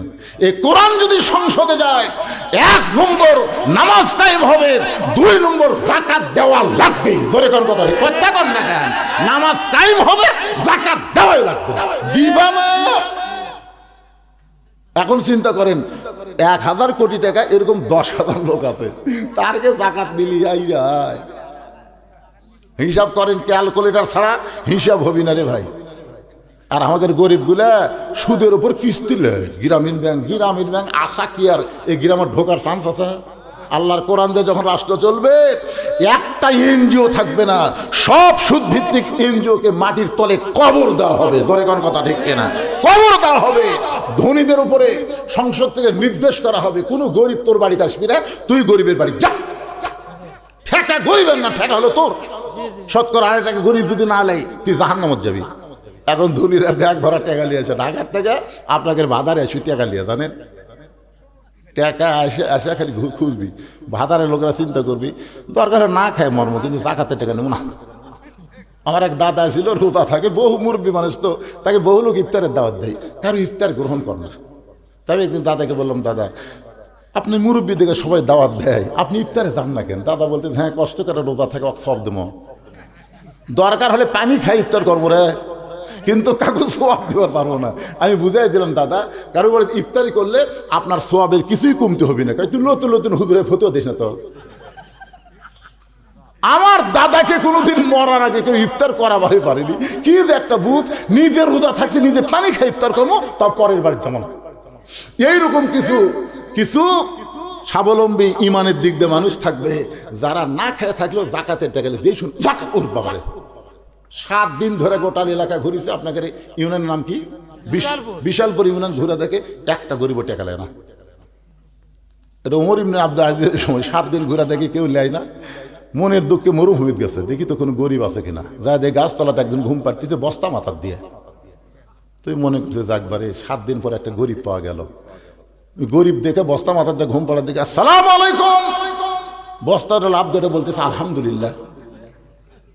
বেয়াগলা কাই কে রে, আমি তো সালাম দিলাম, তুই আল্লাহ শুকর আদায় করিস কেন? বলে এক বস্তা টেকালে 15 দিন করছি ভাই, একজন গরিব নাই। তো দেখে গরিব মনে করে আল্লাহ শুকর আদায় করছি, টাকার বস্তা লে তো। ওই কয় আমি গরিব, ব্যাগ লে, তুই ঘুরিস বস্তা লে, তাহলে গরিব। আপনি জানেন না, যেদিন থেকে সুদকে কবর দেওয়া হবে, যাকাত ভিত্তিক অর্থনীতি চালু হবে, সেদিন থেকেই অমামিন দাওয়াতিন ফিল আরদি ইল্লা আলাল্লাহি রিজকুহা, আসমান থেকে মুমিন মুসলমানের জন্য আল্লাহ বরকতের সাথে রিজিকের ব্যবস্থা করবে। ধরে কোন সুবহানাল্লাহ। খালি সুদক কবর দেন। সুদের 1 টাকা খাওয়া মানে কি? এই কথা কোন, সুদের 1 টাকা খাওয়া মানে কি? আল্লাহ নবী সুদের বড় পাপ বলছে, জানেন? সুদের সবচেয়ে বড় পাপ হলো আল্লাহর সঙ্গে যুদ্ধ করা। কিন্তু সবচেয়ে নিম্ন পাপ বলবার জন্য নবী 3 বার মুখ ঢাকছে। সুদের সবচেয়ে নিম্ন পাপ বলতে গিয়ে নবী মুখ ঢাকে। সাহাবীরা বললেন হুজুর মুখ ঢাকেন। আল্লাহ রাসূল বললেন কেমনে বলি, কেমনে বলি? না না আসলে কেমনে বলি? সাহাবীরা বললেন হুজুর না বললে কেমনে হবে? রাসূল বললেন যে সুদের 1 টাকা খায়, শেষ তার গর্ভধারিণী মায়ের সাথে 42 বার জিনা করার গুনাহ হয়। নাউযুবিল্লাহ। জোরে কোন ভাই রে, আপনাদের এই গ্রামে কেউ সুদ খায়? এর বাড়ি কোন জায়গাতে রায়?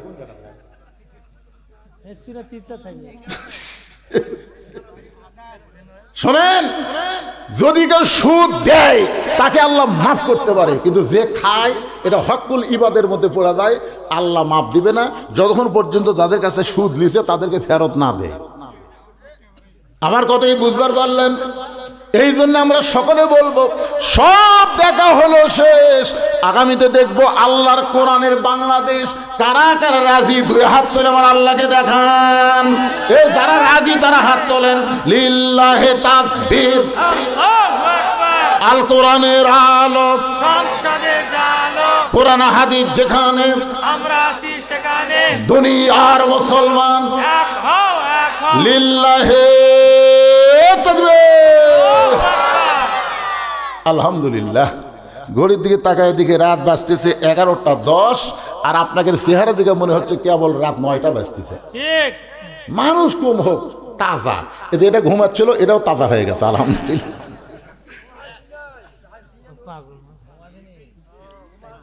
মাশাআল্লাহ মাশাআল্লাহ। ইমানে আমলে তারাক্কি দান করো। ধরে কেন আমিন। একটু মনোযোগ দিয়ে শুনবেন। আল্লাহ রাসূল ওসমান গনির কাছ থেকে 27 ইঞ্চি তরবারি ওজনে হলো 1 কেজি। ধরে কোন ওজনে কয় কেজি? 1 কেজি তরবারি নিয়ে হযরত আলীর হাতে দেব না, আলী রে তরবারির বিরুদ্ধে তরবারি নিয়ে দাঁড়ান লাগবে, তরবারির বিরুদ্ধে তসবি টুপি চলবি না। আপনারা কি মনে করতেছেন তরবারির বিরুদ্ধে তসবি টুপি চলবি? আল্লাহ নবী বললেন আলী। হযরত আলী এক দৌড় মারছে। রাসূল পিছন দিক থেকে বলে আলী রে তোমাকে আমি যাবার কইছি, কিন্তু তুমি দৌড় শুরু করলা কেন? আলী বলতেছে ইয়া রাসূলুল্লাহ, ওই কাফের আমর আপনার পবিত্র চেহারা দেখার আগে আমি আলী ওকে জাহান্নামে পাঠাবার চাই। এটা কিসের শক্তি ভাই? এটা দেহের শক্তি না, এটা কিন্তু ইমানের শক্তি। ধরে কারণ কিসের শক্তি? ওই কাফের আমর আপনার পবিত্র চেহারা দেখার আগে আমি আলী ওকে জাহান্নামে পাঠাবার চাই। এই বলে হযরত আলী মারছে দৌড়। এদিক থেকে আমর আসতেছে, আমরের পিছনে 2000-এর মতন কাফেররা মিছিল করতেছে। মিছিলের সাউন্ডটা হলো মুসলমানের নবীকে কেউ বাঁচাবার পারবে না, মুসলমানের নবীকে কেউ বাঁচাবার পারবে না। এত বড় বীর কাবা শরীফ সে শপথ করছে আজকে মুসলমান নবীকে কে বাঁচাবে। এই মিছিল যখন করতেছে আর আমর হাতির মতন হাঁটতেছে, হাতির মতন তরবারি কাঁধে নিয়ে হাঁটতেছে। এমন সময় 27 ইঞ্চি তরবারি নিয়ে হযরত আলী আমরের সামনে দাঁড়ায় গেছে, একেবারে সামনাসামনি। আমর বলতেছে কে রে তুই রে? এই ফুসকা হাতত চাকুলিয়া কি? আমরের তরবারি আর আলীরটা চাকু। আপনারা জানেন না যেটাতে গরু জব করে এটা হলো ছুরি, আর যেটাতে চামড়া খোলে বলতেছে এত ছোট চাকু নিয়ে তুই আমার সামনে দাঁড়াইলি রে ফুসকা, তুই কয় দিনের? তখন হযরত আলীর বয়স মাত্র 11 বছর। ধরে বলেন কয় বছর? একেবারে অ্যালাউ করে না, ডিনাই করে বলতে যে কয় দিনের বাচ্চা, ছোট্ট একটা চাকু নিয়ে আমার সামনে দাঁড়াইছিস। হযরত আলী সঙ্গে সঙ্গে কোরআন থেকে একটা আয়াত পড়ে ওই চাকুর মাথায় একটা ফুঁ দিয়া ওই চাকু দিয়ে আমরের সামনে একটা দাগ দিলেন। কোরআনের একটা আয়াত তেলাওয়াত করে চাকুর মাথায় ফুঁ দিয়া আমরের সামনে একটা দাগ দিয়ে বললেন, রে কাফেরের পাঁটা, তুই কত বড় বাপের বেটা, আল্লাহর নবী তো হত্যা করা দূরের কথা, এই দাগটা ডেঙ্গায় তুই এক ধাপ সামনে যা। সুবহানাল্লাহ না কেন? এদের দাগ দিছে এই দাগ দেওয়া বলতেছে, তুই কত বড় কাফেরের ফাটা, তুই কত বড় বাপের বেটা, আল্লাহ নবীক মারবি, আল্লাহ নবী তাহলে দাগটা ডেঙ্গায় এক ধাপ সামনে যা। এই কথা যেই কইছে ভাই আমরের ভিতরে হযরত আলীর একটা সাউন্ড ছিল যার নাম হলো হায়দারি হাঁক। ধর এখন কি হয়, হযরত আলী হায়দার, হযরত আলীর নামের পিছনে কিন্তু হায়দার শব্দ আছে। হায়দার এমন ভাবে বলছে বুঝলেন, ওর ভিতর খালি আলী বলতেছে, রে কাফেরের ফাটা, কত বড় বাপের বেটা, নবী মারা তো দূরের কথা, এক ধাপ ডাঙ্গায় সামনে যা। সঙ্গে সঙ্গে হাজার হাজার কাফেরা বলছে, মারেন মারেন। এই ছোট্ট একটা বাচ্চা আপনাকে কি বললো, আপনি থমকে দাঁড়িয়ে গেলেন, আপনি তাকে মারেন। যখন সমস্ত কাফের বলতেছে মারেন মারেন, নিজের ইজ্জতকে রক্ষা করার জন্যে, আমার হযরত আলীকে মারার জন্য যেই তরবারি কাঁধ থেকে নামাইছে, ইত্তাকু ফিরাসাতাল মুমিনিনা ফাইন্নাহু ইয়ানজুরু বিনুরিল্লাহ। হযরত আলী নূরের চোখে তাকায় দেখে আমরের তরবারি না, ওইটা আল্লাহ কাঠের তক্তা বানায়া দিছে। দুনিয়ার সমস্ত মানুষের কাছে তরবারি, কিন্তু হযরত আলীর কাছে কাঠের তক্তা। কে বানায় দিছে? আল্লাহ। এই জন্য রাসূল বলেছেন, ইত্তাকু ফিরাসাতাল মুমিনিনা ফাইন্নাহু ইয়ানজুরু বিনুরিল্লাহ। যদি নূরের চোখ তোমার থাকতো, তুমি তিনতলা দোতলা একতলা বাড়ির দিকে তাকাতে না, বারবার তুমি সকাল সন্ধ্যা কবরে চলে আসতা, কবরে এসে তুমি দেখতে আর বলতে, ভাই রে, এই বাড়ির সবচাইতে, এই গ্রামের সবচাইতে বড় এই লোকটা এটি শুতে আছে পারে। আমার এক বন্ধু ছিল বগুড়া রহমাননগরে, মাঝে মধ্যে আমার কয়, হুজুর আপনি এত বড় বক্তা হচ্ছেন, আমি একটা বাসা তৈরি করছি, আপনি একদিন সময় পান না, একটু দোয়ার জন্য আসবেন তো। ওর বারবার মোবাইল করার জন্য আমি গেলাম, যাই দিকে হচ্ছে সোনালি কালারের বিশাল একটা গেট। আমরা গ্রামের লোক দরজা কই, ওরা গেট কয়। আমি চিন্তা করলাম, আমি ওই দরজার যে নবীর তরিকা মোতাবেক সালাম দিচ্ছি, আসসালামু আলাইকুম আহলাল বাইত। 3-4 বার সালাম দিলাম। ওই গেটের পাশে একজন পান বেছে, ওই হাঁকায়, হুজুর কি করতেছেন আপনি? আমি বললাম, বারে সালাম দিলাম তো। যতই সালাম দেন ওর কান পর্যন্ত যাবি না তো, তাহলে গেট খুলি কি করে? ওই ধারের দেখেন কলিং বেল আছে, চাপ দেন। এখন আর সালাম কালাম চলে না হুজুর, এখন চাপাচাপি চলে, চাপাচাপি চলে। তো আমি কলিং বেলের যেই চাপ দিছি, বুঝলেন আল্লাহর কি কাম, এই কলিং বেলের সাউন্ড আবার বিদেশি কুত্তে ভরে তো, মানে সাউন্ডটা কুত্তের সাউন্ড, ঘ্যাং ঘ্যাং করে উঠছে। আমি ভয় 3 ধাপ পিছনে গেছি, পানালা হাসতে বলতে, ভয় গেলেন কেন? কুত্তে না হুজুর, এটা তো আসল কুত্তে না, এটা কলিং বেলের কুত্তে হুজুর। আমি বললাম, এত সাউন্ড দুনিয়ার থাকতে এই কলিং বেলের কুত্তের সাউন্ড কেন? কিছুক্ষণ পরের দিকে আমার বন্ধু এসে দরজা খুললো। আমি বললাম, কে রে ভাই, এত সাউন্ড থাকতে কুত্তে কেন? হুজুর ফকিরের অত্যাচার। এখন কতগুলো ফকির বার আছে, এরা কলিং বেল চাপ দেয়, ভিক্ষা চায়। তা আমার এক লোক বন্ধু বলো, ফকিরের হাত থেকে যদি বাঁচ পার চাও তাহলে কুত্তে ঢুকা। আমি কুত্তে ঢুকেছি, প্রথম এক ফকির ভিক্ষা নেওয়ার নিয়তে যে চাপ মারছে, কুত্তার সাউন্ড শুনে চাউলের ব্যাগ ফেলে দে দৌড়, মানে যেটুকু ভিক্ষা করছে ওটা নিয়ে যাবানি, ওটি ফেলে দে দৌড় মারছে। এলাকার মধ্যে যত ফকির আছে সমস্ত ফকির বলছে, ওই গেটর যান যাস না, ওটি কিন্তু বিদেশি কুত্তে আছে। উই প্রচার করার কারণে একটা ফকির আর আসে না। আমি বললাম, ভাই রে, ফকির একটা মারাত্মক কথা কছে। কি কথা হুজুর? কি কথা জানিস না? ওই গেটে তো একটা বিদেশি কুত্তে আছে, সেই বিদেশি কুত্তেই তো তুই। বলে, আমি কুত্তা কেমনে হলাম? আরে পাগলা, আল্লাহ কোরআনে বলেছেন, আম্মা সাইলা ফালা তানহার, সাইলকারীকে ফিরাস না। আপনি বিদেশি কুত্তের সাউন্ড দিয়ে তুই ফকিরের ব্যাগ পর্যন্ত কাটে লিছু। আমি লাগি আর তুই ফেলে দেখাতে শুনে কি? আমার কয়, হুজুর ভুল হয়ে গেছে, আসেন। আমি বললাম, এই বাড়ি তাহলে তোমার? আমার দিকে তাকায় কয়, কি করলেন? আমি বললাম, তাহলে এই বাড়ি তোমার? হুজুর আপনি কি করলেন? আরে পাগলা, এই বাড়ি কি তোমার? তখন কয়, হুজুর কয়েক কোটি টাকা দিয়ে তৈরি করছি, তারপরও বাড়ি। আমি বললাম, তাহলে এটা কি হয়ে গেছে? কয়, হুজুর এটা বাসা হুজুর। আপনি একটা মৌলানা মানুষ, এই জন্য তো মৌলানার আসলে মূর্খ। আপনি বাসাও চিনেন না, বাড়িও চিনেন না, কয়েক কোটি টাকা দিয়ে তৈরি করছে, এটা হলো একটা বাসা। আমি তখন বললাম ভাইজান, তাহলে আব্দুল আলিম যে একটা গান গাইছে আজ থেকে 40 বছর আগে, 50 বছর আগে, গানটা কি ভুল গাইছে? বলে আব্দুল আলিম কি গান গাইছে? আমি তখন বললাম, এপারে তোর বসত বাড়ি, ওই পারে তোর বাসা, এপারে তোর বসত বাড়ি, ওই পারে তোর বাসা, লাভ করিতে আইসারে ভাবে, লাভ করিতে আইসারে ভাবে, হইলারে বেদিশা, এপারে তোর বসত বাড়ি, ওই পারে তোর বাসা। আচ্ছা, আব্দুল আলিম যে গান গাইলো, এই গানটা কি আপনারা খেয়াল করছেন? এ পারে তোমার বসত বাড়ি, ওই পারে তোমার বাসা। দুনিয়াতে প্রত্যেকটা মুসলমানের বসত বাড়ি হবে, কিছুদিন বসত করতে পারবে, কিন্তু চিরস্থায়ী থাকতে পারবে না। ওই পারে তোমার বাসা হলো, বাসার নাম হলো জান্নাত। তুমি যখন ওই পারে যাবা, তোমার আর ছাড়া লাগবে না। আল্লাহ চিরস্থায়ীভাবে বলে দেবেন, সালামুন আলাইকুম তিবতুম ফাদখুলুহা খালিদিন। যে জান্নাত পাওয়ার পরে আর আপনাকে ছাড়া লাগবে না। আর যত বড়ই বাড়ি তৈরি করেন, এই বাড়ি কিন্তু আপনাকে ছাড়া লাগবে। যেই বাড়ি ছাড়া লাগে, এইটার নাম হলো বসত বাড়ি। কিছুদিন বসত করা যাবে, কিন্তু চিরস্থায়ী থাকা যাবে না। এখন চিন্তা করেন, আমি বললাম ভাইজান চোখটা বন্ধ করেন, তো বাসালা বলতেছে চোখ বন্ধ করলে কি? আরে করেন না কেন? যেই চোখ বন্ধ করেছে, আমি তখন ওর কানের কাছে বললাম, মিশে মায়ায় বন্দি থাইকা, মিশে মায়ায় বন্দি থাইকা করলাম কত খেলা,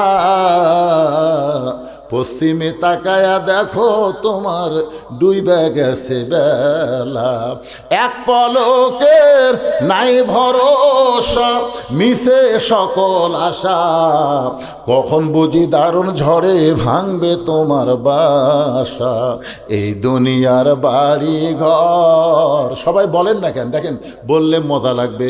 এই দুনিয়ার বাড়ি ঘর একদিন হইয়া যাবে পর, যাইতে হবে অন্ধকার কবর।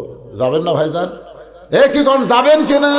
ইয়ানজুরুবি নূরিল্লাহ, হযরত আলী নূরের চোখে তাকায় দেখে আমরের তরবারি না, আল্লাহ তাআলা ওটা কাঠের তক্তা বানায়া দিছে। নমরুদ খালি বারবার কয়, ইব্রাহিম রে, তো পুরানোর জন্য বিশাল একটা আগুনের চুলা বানাছি রে, এ ইব্রাহিম একটা বার তাকায় দেখ। আল্লাহ কয়, ইব্রাহিম দেখো তো, দেখো। নমরুদ বারবার দেখবার কয়, তোমার দেখলে কি হয়? ইব্রাহিম কয়, আল্লাহ আমি আপনার দিকে তাকিয়ে আছি, ওদিকে তাকাবার চাচ্ছি না। আল্লাহ কয়, একবার তাকাও তো, আমি তো হুকুম করতেছি। ইব্রাহিম তাকায় দেখে আগুনের চুলা নাই, আল্লাহ শান্তির বাগান বানিয়ে দিছে। সুবহানাল্লাহ। ইব্রাহিম, আল্লাহ কি দেখতেছি? কই ওটাই তো, তোমার বাপ চলো করে টান মারবি আর তুমি শান্তির বাগানত যাবে। তো নমরুদ যে চিল্লাচ্ছে, আগুন আগুন কয়ে, আরে পাগলা, নমরুদ আগুনের চুলা বানাবার পারে, কিন্তু আগুন জ্বলানোর ক্ষমতা নমরুদের হাতত নাই। তো আগুন জ্বলানোর ক্ষমতা কার হাতত? আল্লাহর হাতে। ফেরাউন খালি বারবার হলে, মুসা রে আর পলাবার পারবি না, সামনে সাগর, 3 দিকে আমরা সৈন্য লাঠি না দাঁড়াই আছি, সামনে সাগর, তুই পলাবি কোন দিক দিয়ে? আল্লাহ কয়, মুসা, ফেরাউন বারবার সাগর কয়, একবার তাকায় দেখো।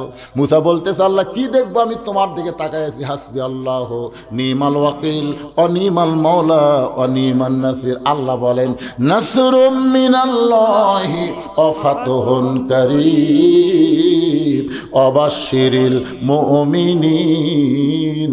হাতের লাঠির আঘাত করছে আল্লাহ তাআলা, 12 লাইন রাস্তা বানায়া দিছে। আপনার বলেন তো, সে আল্লাহ বর্তমানে আছে না নাই? আছে। এই যে কিছুদিন আগে ভারতের এক উগ্রপন্থী মন্ত্রী কি কইছে, যে বাংলাদেশে দিন দিন মৌলবাদীরা বাংলাদেশকে দখল করার পায়তারা করতেছে। এই মৌলবাদীরা বলতেছে সব দেখা হলো শেষ, আগামীতে দেখবো কোরআনের বাংলাদেশ। কিন্তু বাংলাদেশের হুজুররা তো জানে না, 3 দিকে ভারত, একদিকে সাগর। যদি ভারত একবার হুজুরদের ধরে, এই মৌলবাদীদের ধরে, এরা পলানোর কোনো রাস্তা খুঁজে পাবি না। সাথে সাথে আমি ফেসবুকে পোস্ট দিলাম, এই নেংটির বাচ্চারা তোরা মুসা নবী চিনিস? মুসা নবী যদি চিনা থাকিস এ কথা বলিস না, তোরা যে সাগর দেখাবি আল্লাহ সেই সাগর আমাদের জন্য রাস্তা বানাই দিবে। তোর এখন কথা ঠিক কি না? তোরা অস্ত্রের ঝনঝনানি পারমাণবিক অস্ত্র অ্যাটম বোমা নিয়ে মুসলমান মারিস না। নমুদের আগুনের চুলা যদি আল্লাহ শান্তির বাগান বানায় দেয়, তোদের বোমাও আল্লাহ মুসলমানের জন্য মিষ্টি বাঙ্গি তরমুজ বানায় দিবে। তোর কথা কন পারে কি পারে না? ওরা ভারত থেকে বোম মারবি, আপনাকে এই জামাইল এলাকাতে এসে ওই বোমা পড়বি, পড়ে মাটির উর্বরা শক্তি দেখে আল্লাহ কবি এই বোমা ইসাব্বিহুলাহু মা ফিস সামাওয়াতি ওয়াল আরদ, আসমান জমিনের মধ্যে যা কিছু আছে সব তসবিহ করে কার?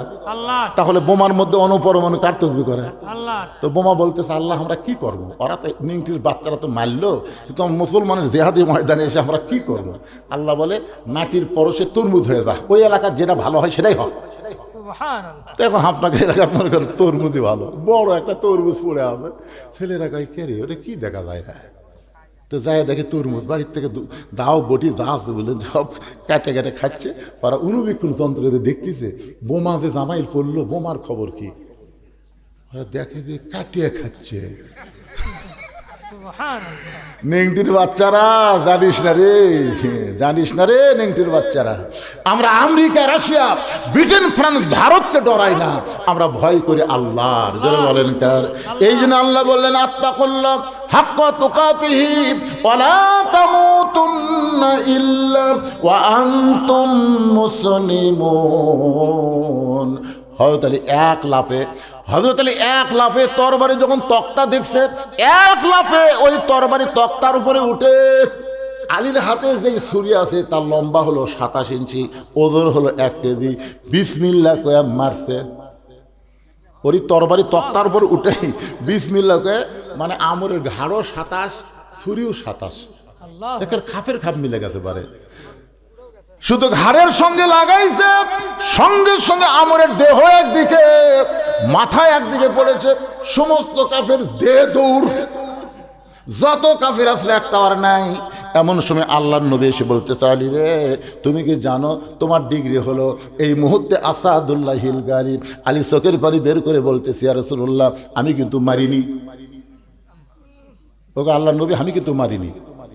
আল্লাহ রাসূল বলে কি বলতেছে? হুজুর বিশ্বাস করেন আমি কাল ঠেকাছি।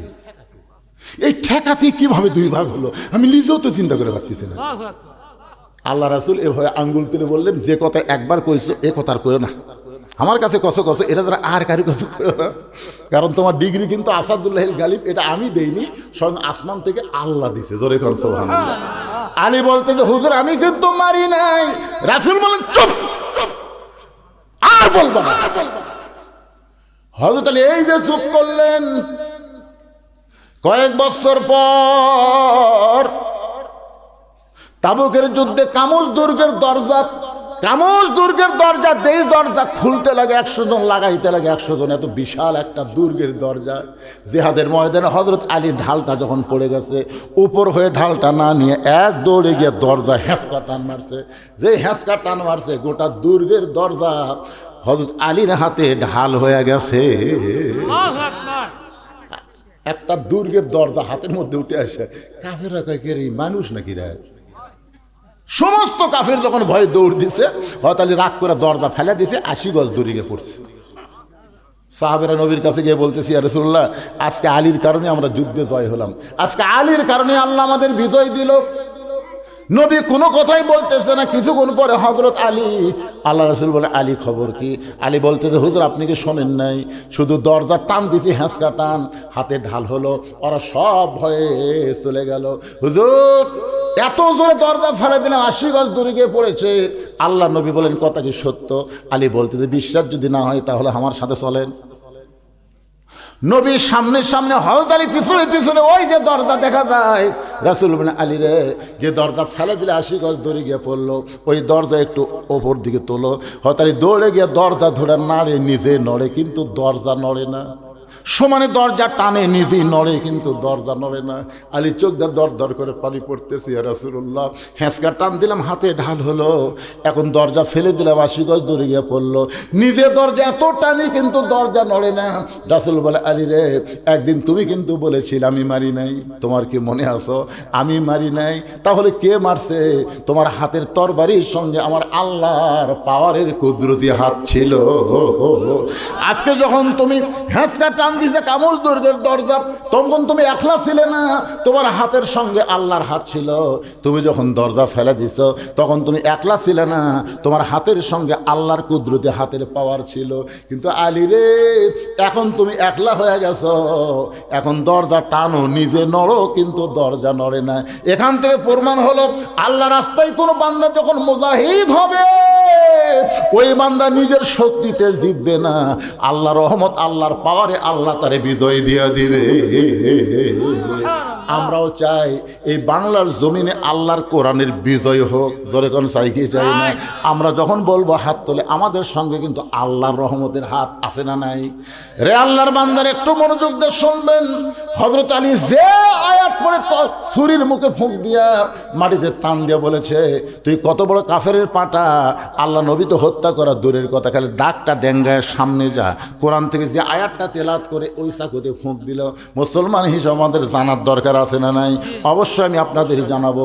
এখন হোসেন বলতেছে, রে ইয়াজিদের চামচারা, আমার মা শুধু খাতুনে জান্নাত নয়, আমার মা হলো ফাতেমা তো জোহরা।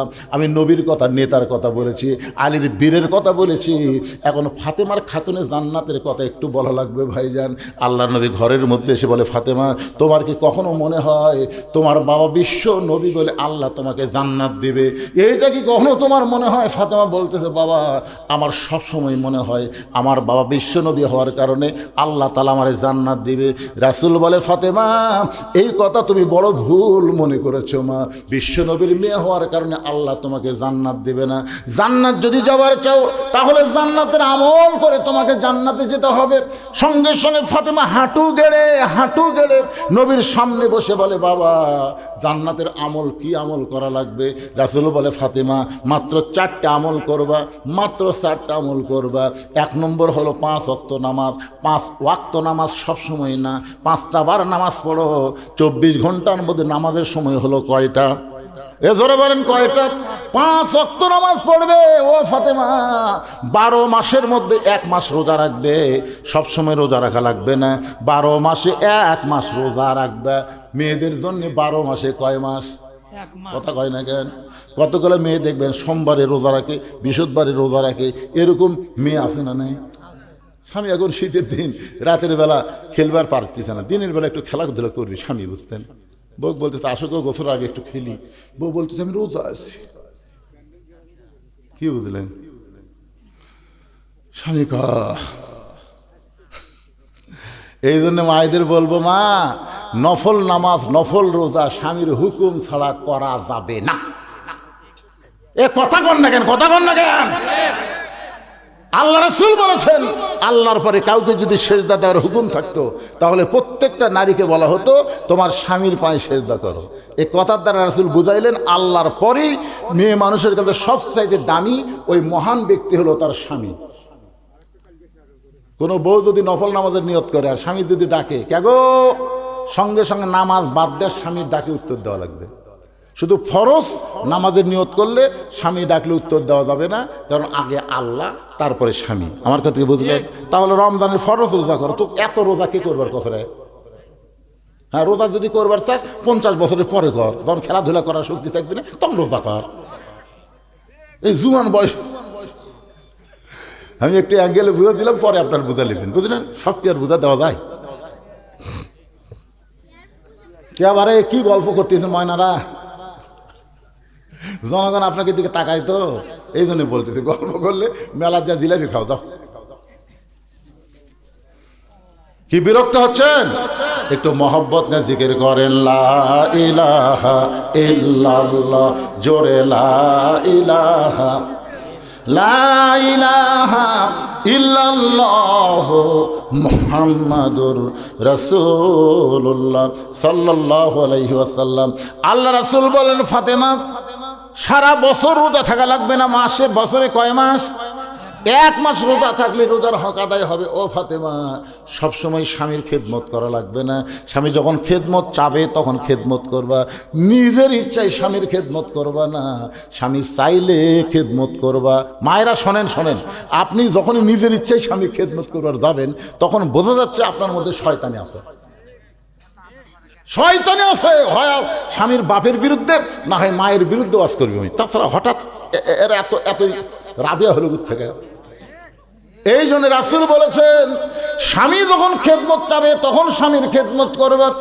আল্লাহ নবী চোখের পানি নিয়ে বললেন, ফাতেমা, শুধুমাত্র পর্দা, শুধুমাত্র সতীত্বের হেফাজত, পর্দা করা, এটার কোনো ওয়াক্ত নাই মা, এটার কোনো সময় নাই, এটা সব সময় ফরজ।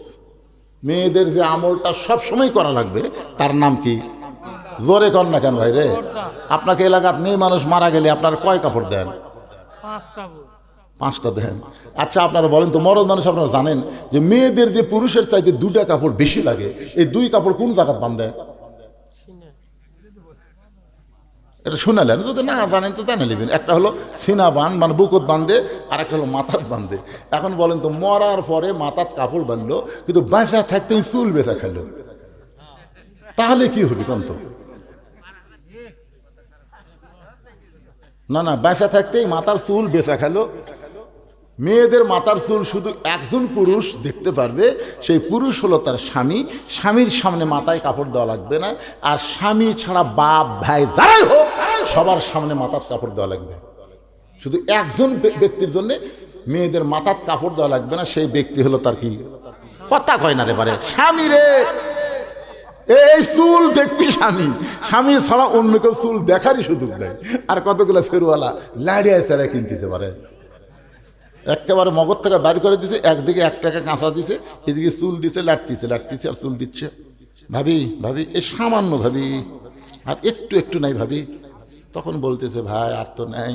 মানে স্বামী খালি প্যারাশুট তেল কিনে দিচ্ছে, জুই তেল কিনে দিচ্ছে ওর চুল দেখার জন্যে, আর ওই খালি সমানে বাড়িতে গেছে, যাই দেখি তো আর একটু নাই। তো আমি কি করি, মুড়া চিরো নিলাম, বুঝলেন, মাথাত খালি একাধারছে মারিয়ে কিছু তুলে আমাকে, ভাই দেখেন তো। তখন চুলালা লড়াফেরা করছে, ভাবি আরে একটু না হোক, যাক আজকে এই লিয়ে গেলাম ভাই, ভাবি আগামীবার যেন একটু বেশি হয়, বুঝতেছেন না? এখন আপনারা বলেন, যে মেয়ে মানুষের মাথার চুল একটা ফেরওয়ালা, একটা চুলওয়ালা লাড়িয়া চাড়িয়া কিনলো, ওর মাথা মরার পরে কাপড় দিয়ে লাভ হবে না। কি কথা বলে? তাহলে যেই স্বামীর বউ চুল বেচা খাচ্ছে, হ্যাঁ আপনাদের খবর কি ভাই?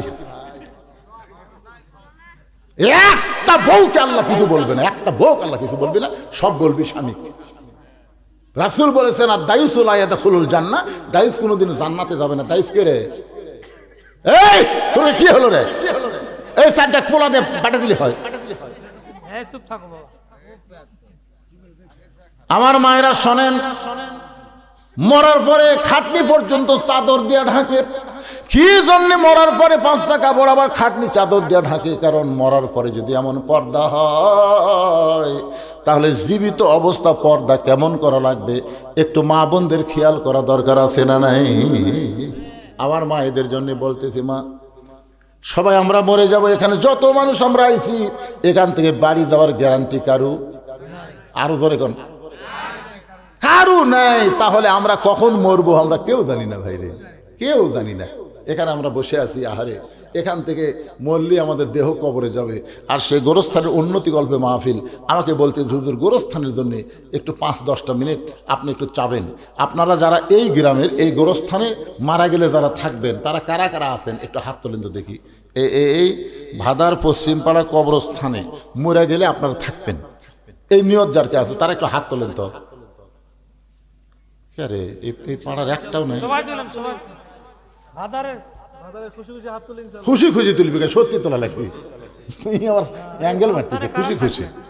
এই আপনারা এই গ্রামের যারা মাহফিল করতেছেন, যারা এই মাহফিল করতেছেন, আপনারা কেউ নাই? আচ্ছা ঠিক আছে, আপনারা হাত নামান তো দেখি। আমার জগৎ পাওয়ার কমে গেছে তো, দেখে পাচ্ছি না। আচ্ছা এই গ্রামের বাহির থেকে যারা আওয়াজ শুনতে পাচ্ছেন তারা একটু হাত তোলেন তো। এরাই বেশি। এরাই বেশি, মানে সবই এরা কয় এরাই বেশি। সবাই আপনি কোথা থেকে যাচ্ছেন? এই গ্রামের থেকে। এই গ্রামের আপনি? ও, আপনি এই গ্রামে? ভাই আপনি এই গ্রামে? তো সব অধিকারী গেল।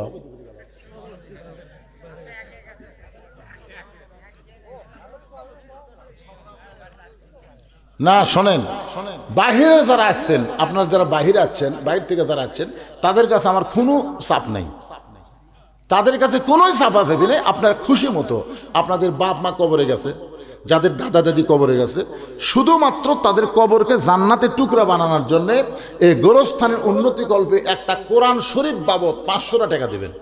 একটা কোরআন শরীফ বাবদ, কোরআন শরীফ দেওয়া লাগবে না, টাকা দিবেন। 500 টাকা দেওয়া মাত্র আমি দোয়া করে দেব আল্লাহ যেন আপনার বাপ মার কবরকে জান্নাতের টুকরা বানায় দেয়। বাপ মা যদি শীতের দিন বাঁচা থাকতো রে, কত কি কিনে দেওয়া লাগতো না? আজকে সেই বাপ মা অন্ধকার কবরে গেছে, একটু বাপ মা রুহের মাগফিরাতে 500 টাকা কেউ দিবেন যে হুজুর একটা কোরআন শরীফ বাবদ আমার বাপ মায়ের কবরকে জান্নাতের টুকরা বানানোর জন্য 500 টাকা দিয়ে দিলাম। যারা বাইরের লোক আছেন তার কাছে আমার দাবি, আর এই গ্রামের যারা এলে 500 টাকার খাওয়া আছে, ভাই আপনি কত দেবেন কোন তো দেখি কোন? 500 দিলাম আলহামদুলিল্লাহ। এই গ্রামের লোকে আপনি 500? চাইলেন যে হুজুর প্রথমে 500। না না, সেটা এই গ্রামের এই শুনবারই পারিনি। যারা এই গ্রামের বাহির থেকে আছেন তার কাছে চাই আমি, আর যারা গ্রামের লোক তারা 500 দিলে হবি না, এই কথা কইছি। কি শুনল রা? কোন কোন কোন কোন কোন? আপনি দিয়ে শুরু হোক, এই ডান থেকে শুরু। 500 নগদ ইনশাআল্লাহ। নগদ দিলেন 500, বাকি কত দেবেন কোন? বাকি আরো 500, 1000 টাকা। ওই 500-র উপর বোধহয় হিসাব জানে না, বুঝলেন? আমার এক দাদি আসলো, 20-এর উপর হিসাব জানতো না, তখন 20 করে করছিল। ভাই কয় কোটি টাকা? 5 কোটি টাকা আছে। 5 কোটি মানে 20-র উপর হিসাব জানে না, এই 500-র উপর জানে না। এদের শেরপুর থেকে এক ভাই 500। কোরআন শরীফ বাবদ এই যে বাবা শেরপুরে কে দিল রে? এটা কিন্তু কোরআন শরীফ বাবদ দাদন। তোমার কে কে মারা গেছে? কে কে মারা গেছে বাবা? আমার দাদা দাদি নানা নানি। দাদা দাদি নানা নানি রোহের মাগফিরাতের জন্য কোরআন শরীফ বাবদ 500 টাকা দান করেছে আল্লাহ। দাদা দাদির কবরকে জান্নাতের টুকরা বানায় দেন।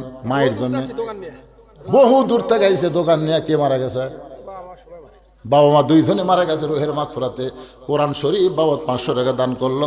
আল্লাহ বাপার কবরকে জান্নাতের টুকরা বানায় দেন। জোরে বলে আল্লাহুম্মা আমিন।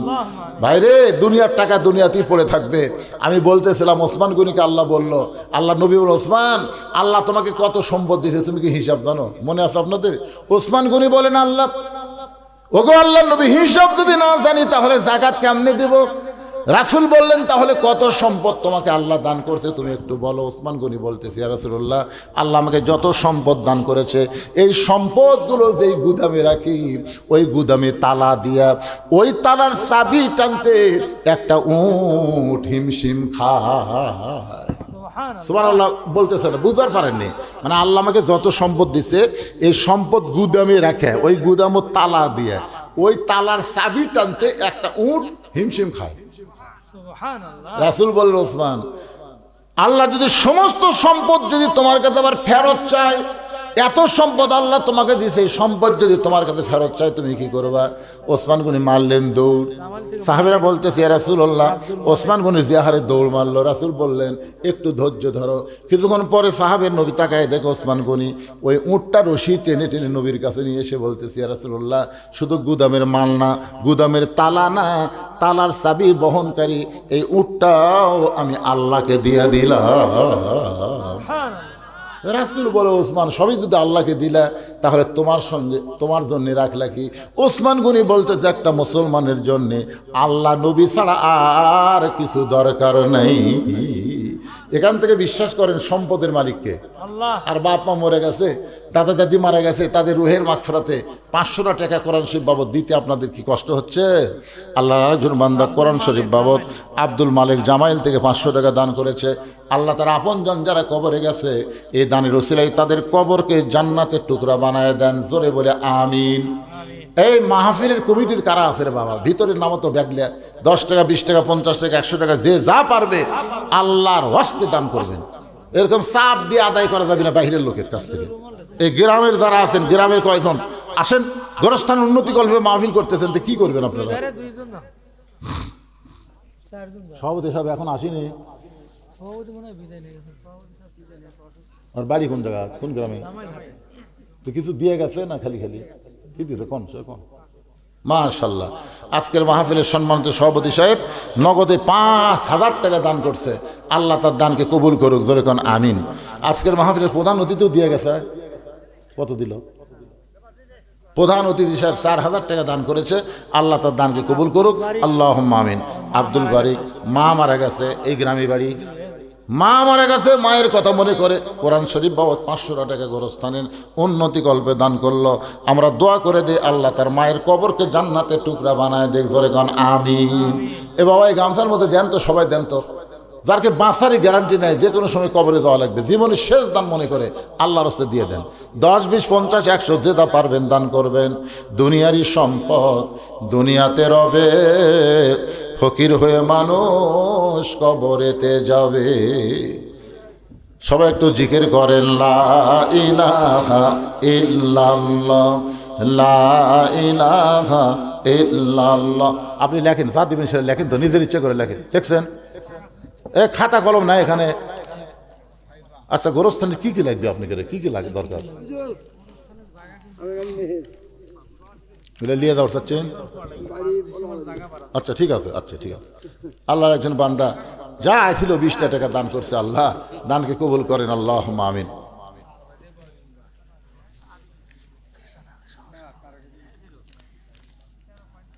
সহ সভাপতি এখানে 2 জন উপস্থিত আছে।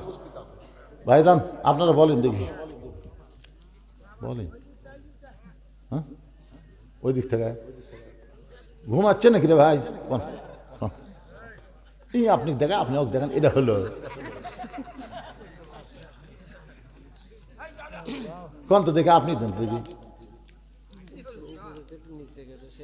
না, উপরে নিচে এটা কোনো ব্যাপার হলো? তাই দামত বলবো উপরে নিতে হবে।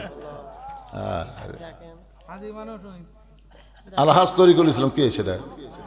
হ্যাঁ আপনি কোন লগত না বাকি? মাশাআল্লাহ, হাতের মধ্যে টাকা লেগে আছে দেখছে। ইচ্ছা করলে 2,000 দিবার পারলো, উনি কিন্তু 1,000 বেড়াইতে মোট 3,000 টাকা দান করছে। নগদ 2,000, বাকি 1,000। আল্লাহ তরিকুল ইসলাম সাহেবকে কবুল করেন, জোরে বলেন আমিন। আপনজন যারা কবরে গেছে দানের উসিলায় আল্লাহ তাদের কবরকে জান্নাতের টুকরা বানায় দেখ, জোরে বলে আল্লাহুম্মা আমিন।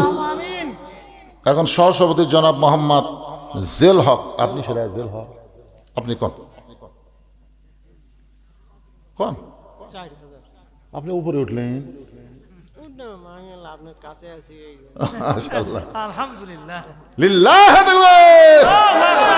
সহসভাপতি জনাব জেল হক সাহেব 4,000 টাকা ধরে বলেন মারহাবা। যা বাপ মা আপনজন যারা কবরে গেছে আল্লাহ এ দানের ওসিলায় বাপ মার কবরকে জান্নাতের টুকরা বানায় দেন, জোরে বলে আমিন। জনাব মোহাম্মদ ওয়াজেদ আলী, ওয়াজেদ চলে গেছে, দিয়ে যায়নি, আসুক, চলে গেছে, যাক, দিয়ে যায়নি। ও কাল সকালে দেখা করবো। অসুস্থ মানুষ আমরা দোয়া করে দেই আল্লাহ তাকে পুরোপুরি সুস্থতা দান করুক, জোরে কোন আমিন। আমার মা বোনদের জন্য আপনার কি বসার ব্যবস্থা করছেন? তো মা বোনদের কাছে বিশ্বস্ত লোক যাবেন, তো বিশ্বস্ত লোক যাবেন যারা টাকা আদায় করে টেজত জমা দিবে। আদায় করে দিলে আর এক সাইড মারে, তাহলে তো বিপদ। এই জন্য আপনাদের মাহফিল কমিটির বিশ্বস্ত লোক মা বোনদের কাছে যাবেন। মায়েরা আল্লাহর রাস্তায় দান করবেন, দোয়া করে দেবো। আপনাদের বাপ মা যদি কবরে যায়, এই দানের উসিলে আল্লাহ বাপ মার কবরকে যেন জান্নাতের টুকরা বানায়। আপনার যে ভিতরে আদায় করলেন, কয় টাকা আদায় করলেন বারে? এই কয় টাকায় ঢালো তো দেখি, ঢালো সব মিলে কয় টাকা?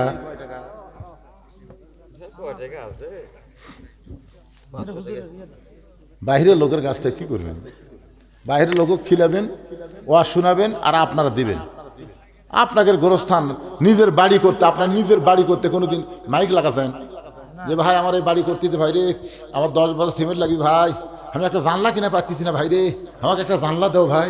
মানুষকে ভাগটা শুরু করতে পারে। তোর বাড়ি তুই করে পারিস কর, না পারিস না কর, ভিক্ষা করিস না। তো আপনি বলেন তো, দুনিয়ার বাড়ির যেটা থাকতে পারবে না সেটা আপনি নিজে করলেন, আর গোরস্থানের টাকা ভিক্ষা করা লাগবে? আপনারাই যারাই কব্বর থাকবেন, একটা গানও আছে, গোরস্থানের একটু মাটি বায়না করে রাখ, কখন যেন আসতে পারে তোমার মরণেরই ডাক, গোরস্থানের একটু মাটি বায়না করে রাখ। এ ভাই যারা আদায় করলো কুটি গেল রে ময়না, আপনি কত দিবেন কোন? তো সালাদ সবা চালানোর কথা হচ্ছে, গোরস্থানের কথা হচ্ছে, তাহলে চাওয়ার দরকার নেই। কোন একটা হুজুর বড় মুখ করে কথা 2000 টাকা। মারহাবা এই তো দেখেন তো, 2000 টাকা। নাম কি ভাইয়ের? বাবলু বাবলু সরকার 2000 টাকা দান করেছে। আল্লাহ বাবলু সরকার দানকে আল্লাহ আপনি কবুল করেন, আল্লাহ নেক নিয়ত থেকে আশা করে আল্লাহুম্মা আমিন। 2000 কি নাম? আনিস চাচা 2000। আনিসুর রহমান, উনিও 2000। মুরব্বী আপনি কয় হাজার? 2000 সবই লাইন ধরছে রে 2000-এর। তাহলে আসল কথা কি, এরা তলে তলে দিয়ে থতে, বুঝলেন? দেয় ওনারা তো মানে এরাই দেয়, বলতেছে না আমরাই তো, তার মানে কি এ চাওয়া আপনাদের কাছ থেকে যেটা পাওয়া গেল আলহামদুলিল্লাহ, টাকা ঠিক গুণলি বেশি হবি না। আপনি কি দিবে রাখছেন কোন? দিছেন 2000 আমজা। এলা দিছে, আগেই দিছে, আবার লিখতে কি হবে? আবার সামনের বছর 2000 দিবি। সামনের বছর 3000 দিবি। আচ্ছা 3000 আমজা চাচা 3000। না এই বছর যারা 2000 দিছে, সামনের বছর মুখটা বলছে আবার 2000-ই থাকবে। আপনারা 3000। আগামী বছর পর্যন্ত আমরা বাঁচবো কিনা তার কোনো গ্যারান্টি নেই। নিয়ত করেন, দেখা যাক আল্লাহ কি করে। হুজুর নিজে বলছেন একটু জিকির করেন, লা ইলাহা ইল্লাল্লাহ, লা ইলাহা ইল্লাল্লাহ, লা ইলাহা ইল্লাল্লাহ, লা ইলাহা ইল্লাল্লাহ, লা ইলাহা ইল্লাল্লাহ, লা ইলাহা। আমি আপনাদের বোঝানোর জন্য বলতেছি, সর্বপ্রথম আল্লাহর নবী যে গোরস্থান তৈরি করেছেন, সেই গোরস্থানের নাম হলো জান্নাতুল বাকি। ধরে কোন নাম কি? জান্নাতুল বাকি। সাহাবেরা বললেন, হুজুর এই জান্নাতুল বাকি যে আপনি এরিয়া দিলেন, যে আমরা যারাই মারা যাব এই জান্নাতুল বাকির মধ্যে থাকব, সবাই মিলে মরার পরে গোরস্থানে থাকার মধ্যে লাভ কি? মানে একা একা না থাকে, এই পারিবারিক গোরস্থান না করে সবাই মিলে এক জায়গায় থাকার মধ্যে লাভ কি? আমি আপনাকে এখন ঠান্ডার দিনতে যুক্তি কুলাই না, যাই হোক আমি গরমের দিনে যুক্তি দিচ্ছি। মানে ওয়াজ করতে করতে আমার গাও ঘামে যাচ্ছে, মনে করেন তখন মাহফিল কুমিরি চিন্তা করতে যে হুজুর যে হারে ঘামতেছে পারে একটা ফ্যান দিই, তো একটা ফ্যান এখানে সেট করছে। আপনারা বলেন তো এই ফ্যান সেট করছে কার জন্যে? কিন্তু এখানে যত মানুষ আশেপাশে আছে এরা কি বাতাস পাবে না? তাহলে চিন্তা করে দেখেন, হুজুরের নিয়তি ফ্যান দিল, কিন্তু আশেপাশে থাকার কারণে সবাই একটা বাতাস পেলো। তো গোরস্থানের মধ্যে একজন ভালো মানুষকে যদি দাফন করা হয়, আল্লাহ যদি তার উপর রহমত বর্ষণ করে, আশেপাশে যেগুলো কবর আছে সমস্ত কবর রহমতের একটা অংশ পায়। ধরে করছে সুবহানাল্লাহ। এই জন্য সকলে মিলে থাকবেন। গোরস্থান দরকার হলে শ্রদ্ধা বড় করবেন, গোরস্থান নিয়ে কোনো জ্ঞানদাম করবেন না। আওয়ামী লীগ, বিএনপি, জাতীয় পার্টি, জামাত ইসলাম নাই, মরে গেলে আমরা সব এক জায়গায়। ধরে কোন কথা ঠিক কিনা? যতই দল করেন, আওয়ামী লীগের গোরস্থান আলাদা আছে, না বিএনপির অমুক পাড়াত গোরস্থান আছে, তাহলে আমরা সব দল মিলে যেখানে থাকবো সে কবরস্থানের উন্নয়ন, মানে আমরা মুসলমান হয়ে, পরিপূর্ণ মুসলমান হয়ে অন্ধকার কবরে যেন যাবার পারি, আল্লাহ যেন তৌফিক দেয়। সকলে বলে আমিন। সকল আহমদ আলীর জামাই 2000 টাকা নগদ করছে দান। আহমদ আলীর জামাইয়ের দানকে আল্লাহ আপনি কবুল করেন। সবাই ইস্তেগফার করেন, আস্তাগফিরুল্লাহ রব্বি মিন কুল্লি জামবি ওয়া তুবু ইলাইহি লা হাওলা ওয়ালা কুওয়াতা ইল্লা বিল্লাহিল আলিয়্যিল আযীম। এরা আবার হাল খাতাও করছে, আমি আসার সময় দেখলাম হাল খাতা। হাল খাতার খবর কি? রেডি না না, হাল খাতার খবর কি বারে? দিছে, সব নগদ টাকা দিছে। দিছে হ্যাঁ লাভ না লস? সেটা রে মাঝে মাঝে সময় হয় না, ইয়ে কমে গেছে, ওটাই চলি যাচ্ছে। এ তবারক নাই, আজকে তবারক নাই। আছে আছে মাশাআল্লাহ তবারক আছে। আপনার মনে করেন যে খালি খালি, তা কিন্তু না। সাইদ হয়ে বসা পরে আগে মোনাজাত হবি, তারপর সাইদ হয়ে বসবি। আল্লাহুম্মা সাল্লি আলা মুহাম্মদ, আল্লাহুম্মা বারিক আলা মুহাম্মদ, আল্লাহুম্মা আমিন। আল্লাহুম্মা আনতাস সালাম ওয়া মিনকাস সালাম, তাবারাকতা ইয়া যাল জালালি ওয়াল ইকরাম। আয় আল্লাহ তাআলা, সেই মাগরিবের নামাজের পর থেকে এখন প্রায় রাত 12টা পর্যন্ত তোমার বান্দারা এই জান্নাতের বাগানে বসে বসে কোরআন হাদিস আলোচনা শোনার শেষে আমি গুনাহগারের সঙ্গে রহমতের দরজায় ফকির হয়ে দোকানা হাত তুলেছে। মেহেরবানি করে আজকের মাহফিল আমাদের সকলের হেদায়েতের জন্যে, নাজাতের জন্যে, জান্নাতের জন্যে কবুল করো। এই মাহফিলের শুরু থেকে শেষ পর্যন্ত যত আলোচনা হয়েছে আল্লাহ, এর মধ্যে যদি ত্রুটি হয়, ভুল হয়, মাফ করে দিও। এর যা হাদিয়া মঞ্জুর করো, সোনার মদিনায় নবী পাকের রওজা মোবারকে আল্লাহ তুমি কবুল করো। তামাম আম্বিয়ায়ে কেরাম, আসহাবে কেরাম, তাবিনে কেরাম, তাবা তাবিনে কেরাম, তামাম পৃথিবীর মাটির নিচে যত মুমিন মুমিনা শুয়ে আছে আল্লাহ সকলের ওয়াফরে হাদিয়া কবুল করো। আল্লাহ আমরা যারা হাত তুলেছি, আমাদের জনম দুঃখনী মা যাদের কবরে চলে গেছে, আমাদের দরদের বাবা যাদের কবরে গেল, আল্লাহ মেহেরবানি করে মা বাবার কবরকে জান্নাতের টুকরা বানাও। আমাদের দাদা দাদি, নানা নানি, আত্মীয় স্বজন, শ্বশুর শাশুড়ি যাদের কবরে গেছে আল্লাহ কবরবাসীদের মাফ করে দাও। আল্লাহ ভাদার গোরস্থানকে উন্নয়ন কল্পে যারা মাহফিল করলো আল্লাহ, এই কবরে যারা শুয়ে আছে আল্লাহ সকলের কবরকে জান্নাতের টুকরা বানায় দাও। আল্লাহ তোমার যেই বান্দারা কষ্ট করে মেহনত করে হাজার হাজার টাকা খরচ করে আজকের জান্নাতের বাগান লাগাইছে আল্লাহ তাদের সকলকে জান্নাতি কবুল করো। এই গ্রামের উপরে রহমত বরকতের দরজা খুলে দাও। আজকের মাহফিলের সম্মানিত সভাপতিকে আল্লাহ তুমি কবুল করো, সম্মানিত সহসভাপতিদেরকে আল্লাহ তুমি কবুল করো, প্রধান অতিথি কবুল করো, বিশেষ অতিথির আল্লাহ তুমি কবুল করো। আল্লাহ যারা নগদে বাকিতে দান করেছে সব দানগুলো জান্নাতের বিনিময় হিসেবে কবুল করো। আমার মায়েরা বোনেরা পর্দার অন্তরালে বসে বসে আলোচনা শুনেছে, আবিদা সারিয়া পদ্মাজি কবুল করে মা ফাতেমার চরিত্র দান করো। আমি অসুস্থ, আমার মতো অসুস্থ অবস্থায় যারা হাত তুলেছে আল্লাহ সবাইকে সুস্থতার নিয়ামত দান করে দাও। একটা মিনিট চিন্তা করেন তো বাজান, কত মানুষের জানাজার নামাজ আমরা পড়েছি, এই দুই হাত দিয়ে কত কবরে আমরা মাটি দিয়েছি। একদিন আমরা সবাই মরে যাব। যেদিন আমাদের মৃত্যু হবে দিনটা যেন জুমার দিন হয়, মাসটা যেন রমজান মাস হয়। ইমানের সাথে ইজ্জতের সাথে এই দুনিয়া থেকে বিদায় নেওয়ার সময় আমাদের জবানে তুমি জারি করে দিও লা ইলাহা ইল্লাল্লাহু মুহাম্মাদুর রাসূলুল্লাহ সাল্লাল্লাহু আলাইহি সাল্লাম। আপনারা সবাই একটু লাইন হয়ে বসেন, সবাই লাইন হয়ে বসেন।